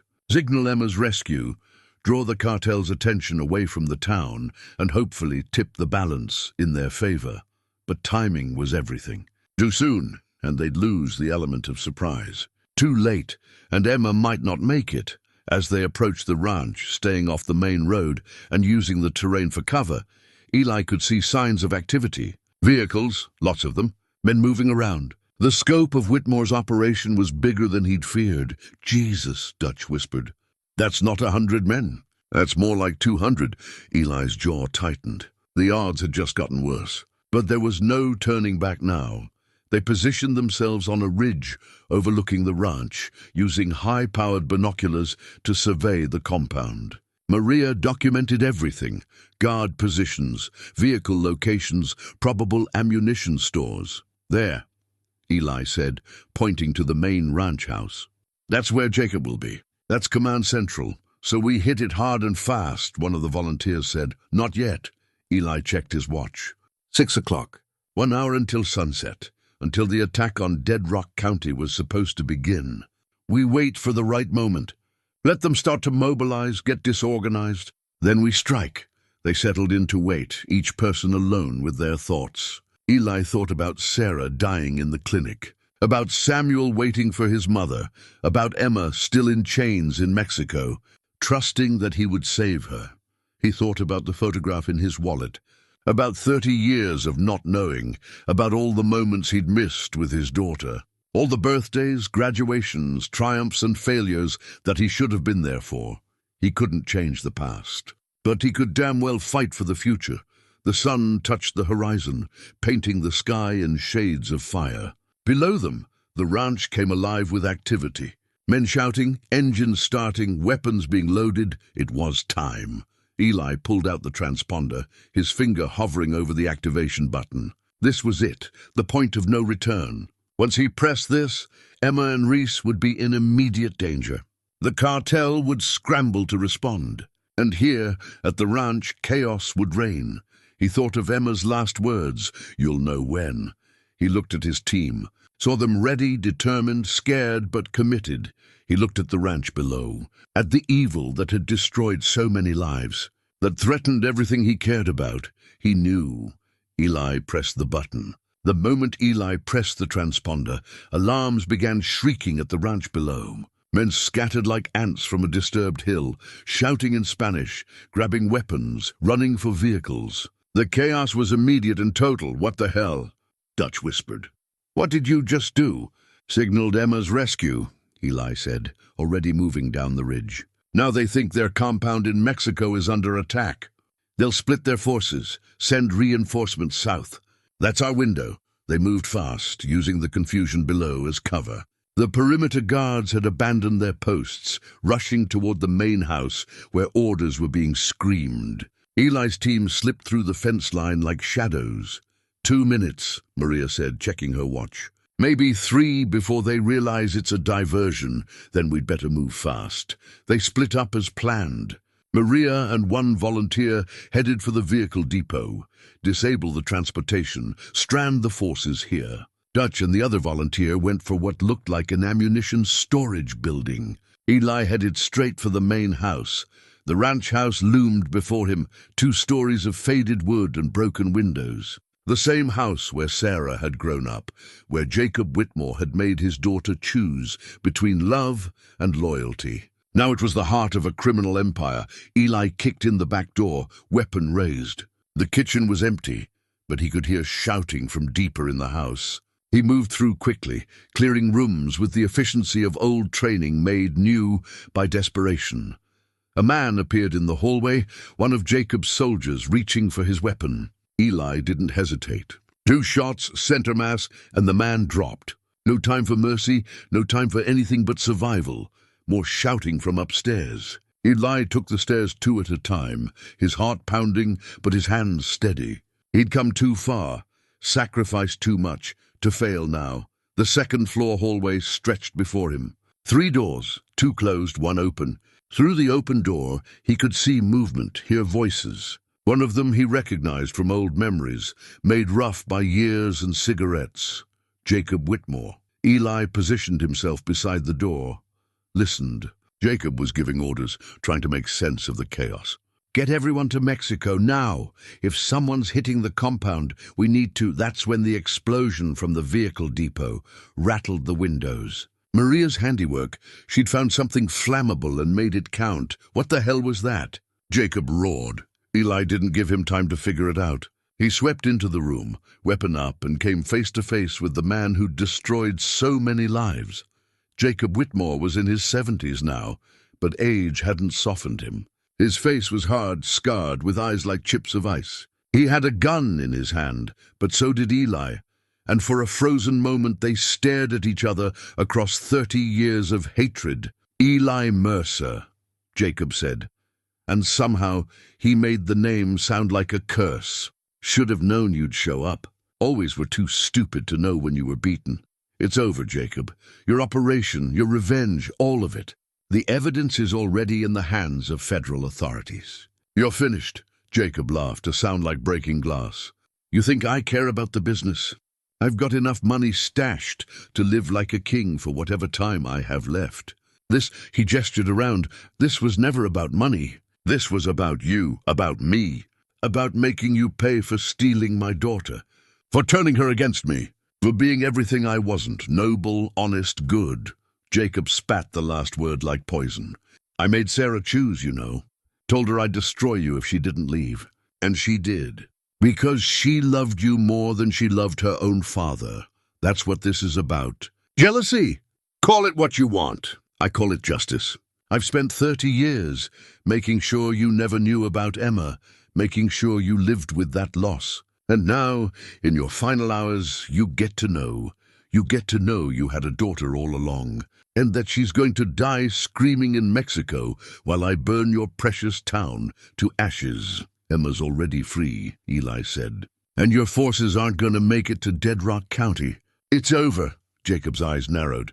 Then, faster than Eli expected from a man his age, he moved. Not toward Eli, but toward the window, gun rising not to shoot but to signal. Eli fired. The bullet caught Jacob in the shoulder, spinning him around. But the old man was tough. He stayed on his feet, brought his own weapon up. They fired simultaneously. Eli felt the impact. Jacob's bullet caught him in the vest, cracking ribs but not penetrating. His own shot hit Jacob center mass. Jacob Whitmore staggered backward, blood spreading across his chest. He looked down at the wound, then back at Eli, and incredibly he smiled. Doesn't matter, he wheezed. Already? Sent the signal. They're coming for your town. Coming for everyone. He collapsed, still smiling, blood pooling beneath him. Eli rushed to the window. Below, vehicles were mobilizing despite Maria's sabotage. She'd gotten some, but not all. Dozens of armed men were loading up, preparing to head for Dead Rock County. His radio crackled. Sheriff! Dutch's voice, urgent. We've got a problem. The ammunition we were going to destroy. It's already loaded in the trucks. They're moving out, heading for town. Eli keyed his radio. How many? At least 50 vehicles. Maybe more. Oh shit, they're shooting at us. Gunfire erupted through the radio. Eli raced down the stairs, out of the house, toward the sound of battle. He could see Maria and her partner pinned down behind a truck, cartel soldiers advancing on their position. He opened fire, dropping 2 of them, drawing their attention. Get to the rally point, he shouted. Fall back. But even as they retreated, Eli could see the convoy forming. Trucks loaded with men and weapons, heading toward Dead Rock County. He'd slowed them down, scattered their forces, but he hadn't stopped them. His phone rang. The town. Rosa's voice came through, tight with fear. Sheriff, we've got movement on the perimeter. They're coming. Hold your positions, Eli ordered. Everything we planned, every defense we set up, use all of it. Eli, there's so many of them, I know. But you're not alone. We're on our way. He disconnected, looked at his team. They were battered, breathing hard, but alive. We need to get back to town, now. They ran for their vehicles, bullets kicking up dust around them. Made it to the trucks, engines roaring to life. As they peeled away from the ranch, Eli looked back and saw the convoy following. The race was on. Dead Rock County, or destruction, his town, his family, his redemption, all of it hung in the balance. And behind them, an army of vengeance gave chase. The drive back to Dead Rock County was a nightmare of speed and gunfire. The cartel convoy pursued them, close enough that bullets shattered the rear window of Dutch's truck. Eli pushed his vehicle harder, the engine screaming in protest. How long? Maria shouted over the radio. 5 minutes. Eli checked his mirror. The convoy was gaining. Tell the town to prepare for immediate contact. They roared into Dead Rock County just as the sun disappeared below the horizon. Twilight painting everything in shades of purple and gray. The town that had looked so peaceful that morning now bristled with defenders. Barricades blocked the main street, rifles pointed from windows and rooftops. Eli's truck skidded to a stop near the town hall. The cartel convoy was less than a minute behind them. Positions, he shouted. Everyone to your positions. The townspeople moved with surprising discipline. The hours of preparation paid off as they scattered to their assigned posts. Rosa took position on the second floor of her diner, rifle steady despite her shaking hands. Mrs. Chen joined the reloading team in the general store. Doc Hendricks prepared the clinic for casualties that would surely come. The first truck appeared at the edge of town, headlights cutting through the gathering darkness. Then another and another. The convoy spread out, surrounding Dead Rock County like a noose. Eli stood in the middle of Main Street, Maria beside him, both of them visible targets. Bait for the trap they'd prepared. A man stepped out of the lead vehicle, the second in command, now that Jacob was dead. He raised a megaphone. "Sheriff Mercer, you killed Jacob Whitmore. You destroyed our operation. Now we destroy your town. Surrender, and we'll make it quick." Eli raised his own voice, loud enough to carry in the desert air. "This is Dead Rock County. We don't surrender. We don't run. And we sure as hell don't let anyone threaten our home." The townspeople cheered, and Eli felt a surge of pride. These weren't soldiers, but they were fighters. "Your choice," the cartel leader said. Then to his men, "Burn it down. Kill them all." The first shots came from the cartel's position, a volley of automatic fire that would have cut Eli and Maria down if they hadn't already been diving for cover behind a reinforced barricade, but the townspeople had been ready. From the church steeple, a sniper, old Tom Jenkins, veteran of 2 wars, took out the cartel leader with a single shot. From the windows and rooftops, carefully aimed fire began picking off the advancing soldiers. The battle was joined. Cartel soldiers advanced on multiple fronts, trying to overwhelm the defenders with superior numbers and firepower. But the townspeople used every advantage, knowledge of the terrain, prepared firing positions, the element of surprise.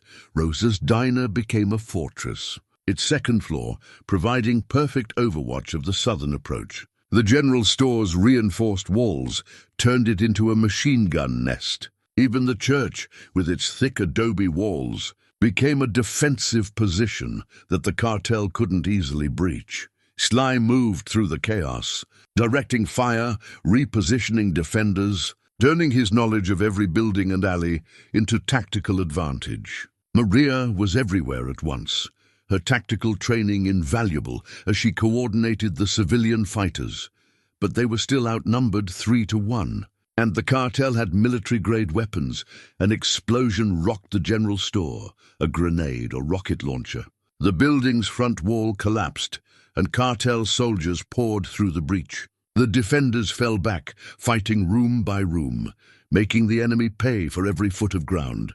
Eli raced toward the store with a handful of volunteers. They hit the cartel soldiers from behind, catching them in a crossfire between the retreating defenders and the reinforcements. It was brutal, close-quarters combat that left bodies on both sides.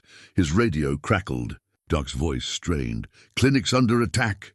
They're trying to get to Sarah and Samuel." The cartel knew they were there, probably Jacob's last order before he died. "Kill the witnesses, destroy the evidence." Eli ran toward the clinic, heart pounding. He could see figures approaching it, moving with purpose. They weren't trying to take the building. They were setting explosives. "No!" he roared, opening fire. He dropped 2 of them, but there were more. They scattered, returning fire, pinning him down. And all the while, the timer on their explosive device ticked down. 30 seconds, if that. Sarah was in there. Sarah, who he'd loved for 30 years, who he'd just found again. Samuel, his great-grandson, innocent in all this. And Doc Hendricks, his oldest friend.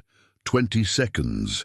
Eli made a decision that might cost him everything. He broke cover, running straight at the clinic, firing as he went. Bullets whipped past him. One caught his arm, another grazed his leg. He kept running. 10 seconds. He crashed through the clinic door, saw Doc shielding Sarah and Samuel in the back room. "Get out!" Eli screamed. "Now!" Doc grabbed Samuel, pulled Sarah from the bed despite her protests. They stumbled toward the back exit as Eli covered them, firing at the cartel soldiers, trying to stop their escape. 5 seconds. They were almost out when Sarah collapsed. The strain was too much for her failing body. Doc tried to lift her, but he couldn't carry both her and Samuel. 3 seconds, Eli made his choice. He grabbed Sarah, threw her over his shoulder despite his wounded arm, and ran. Behind him, Samuel was crying, but Doc had him, was getting him out. 1 second. The explosion was massive, lifting Eli off his feet and throwing him forward. He twisted in midair, trying to protect Sarah from the impact. They hit the ground hard, and everything went black for a moment. When his vision cleared, the clinic was gone. Just a burning pile of rubble. But they were alive. Sarah, Samuel, Doc, all alive. Sarah's eyes opened, focused on him. "You saved me," she whispered. "Always," he said. "I'll always save you." The battle raged on around them. The cartel was pressing hard, but the townspeople refused to break. Every building they took came at a terrible cost. Every advance was paid for in blood. Then Eli heard it, sirens in the distance. Growing closer, his phone rang. It was Martinez, the DEA agent. "Sheriff!" We're 5 minutes out with a full tactical team. Got a call from FBI agent Owen Reese with your location and situation. "Hold on, help is coming." 5 minutes. They just had to hold for 5 more minutes. "Everyone," Eli shouted into his radio. "Reinforcements inbound. Hold your positions." The townspeople rallied, finding new strength. They'd held this long, they could hold a little longer. The cartel must have heard the sirens too. Their assault became more desperate, more reckless. They were trying to finish this before the cavalry arrived. A massive push came down Main Street, 20 soldiers at least, advancing under covering fire. Eli and Maria met them with everything they had. The street became a war zone, smoke and muzzle flash, and the screams of wounded men. Eli's weapon clicked empty. No time to reload. He drew his service pistol, the same one he'd carried for 30 years as sheriff. The same one that represented law and order and everything worth fighting for. A cartel soldier appeared in front of him, weapon rising. Eli was faster. 2 shots and the man fell. Another came from the side. Maria got him. More kept coming. They were being overwhelmed, pushed back toward where Sarah and Samuel lay vulnerable. Then, like a miracle, headlights appeared. Federal vehicles pouring into town from every direction. The tactical team moved with lethal precision, catching the cartel in a perfect trap between the townspeople and the reinforcements. The battle turned in seconds. Cartel soldiers threw down their weapons, hands rising in surrender. Those who fought were cut down by the professional operators who'd seen 100 fights like this. In 15 minutes, it was over. Dead Rock County stood battered, but unbroken. Smoke rose from a dozen fires. Buildings were damaged or destroyed. Bodies lay in the street. Some cartel, but some townspeople too. Good people who'd given everything to protect their home. But the town survived. Eli stood in the ruins of Main Street, Maria beside him, both of them bloodied and exhausted. Federal agents moved through the carnage, securing the area, treating wounded, processing prisoners. Martinez approached them, surveying the damage. "Hell of a fight, Sheriff." "Hell of a town," Eli replied. "Agent Reese got your daughter out. She's safe, being treated at a hospital in El Paso. She's asking for you. Emma, safe." The relief nearly buckled Eli's knees. "And the evidence?" Maria asked. "Already in the right hands. Combined with Reese's documentation, it's enough to dismantle the entire network. Corrupt officials, cartel operations, all of it coming down." Martinez shook his head. "What you did here, it's going to save a lot of lives."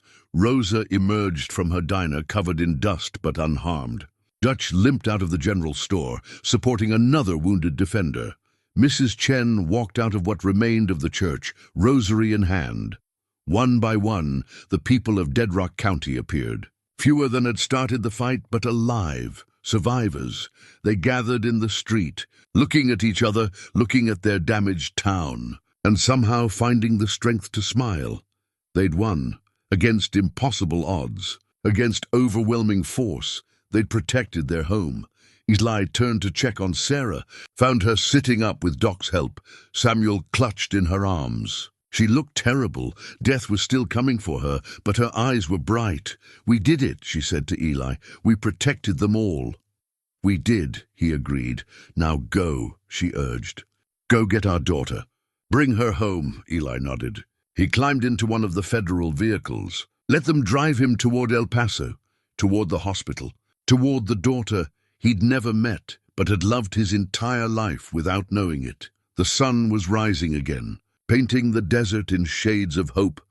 The battle was over, but the real healing, for the town, for his family, was just beginning. The hospital in El Paso was a world away from Dead Rock County.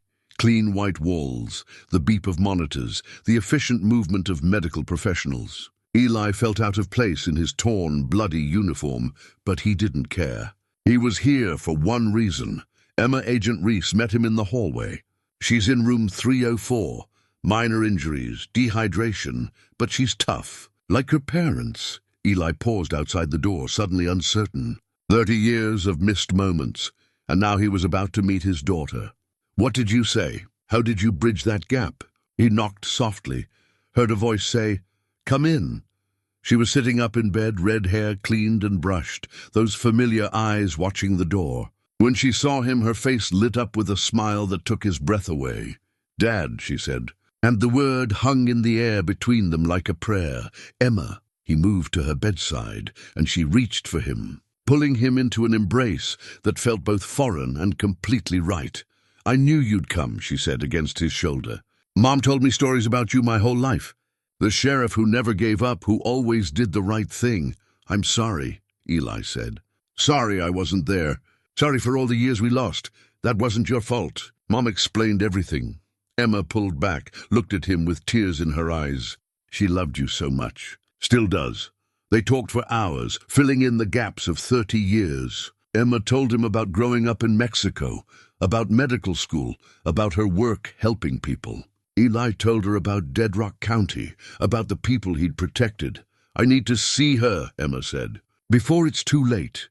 By late afternoon, they were in a medical transport helicopter heading back to Dead Rock County. The town looked different from the air, wounded but healing.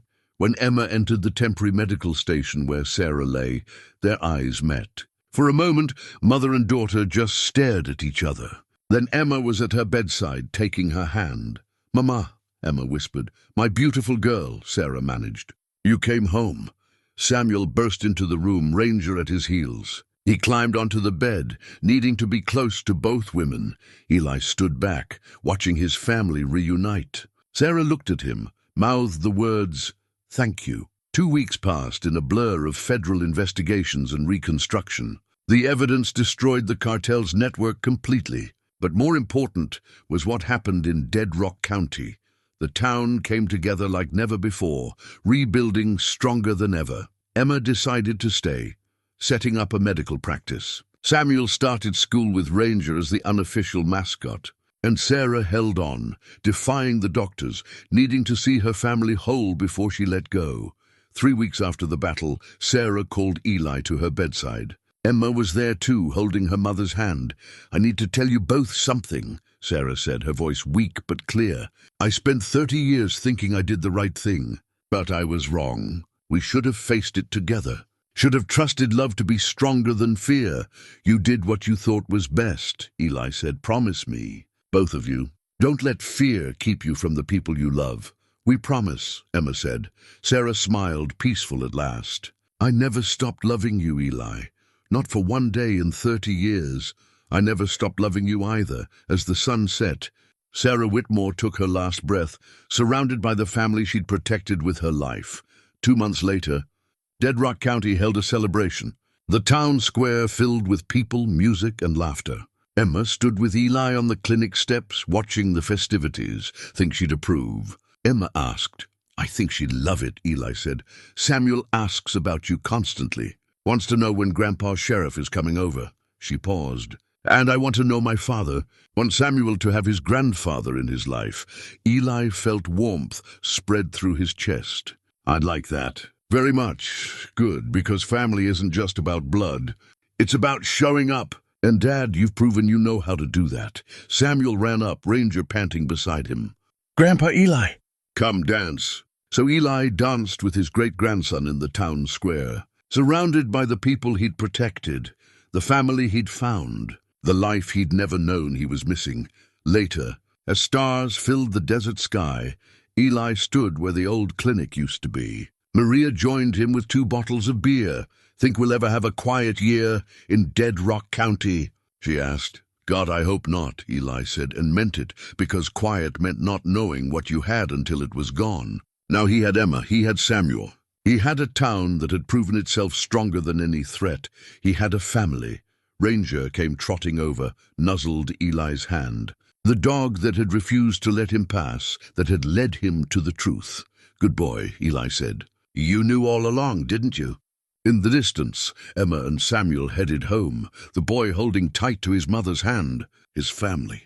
Walking through a town that had fought for them, the desert wind carried the scent of sage and possibility. Here, in this small corner of the world, love had proven stronger than fear. And one old sheriff had learned that sometimes the past doesn't stay buried. Sometimes it comes back on 4 paws and gives you exactly what you need, a second chance at the life you were always meant to live. Eli smiled, raised his beer to the stars and whispered, "Thank you, Sarah, for everything." And in the desert wind, he could almost hear her answer, "You're welcome, my love. Now live for all of us." He intended to.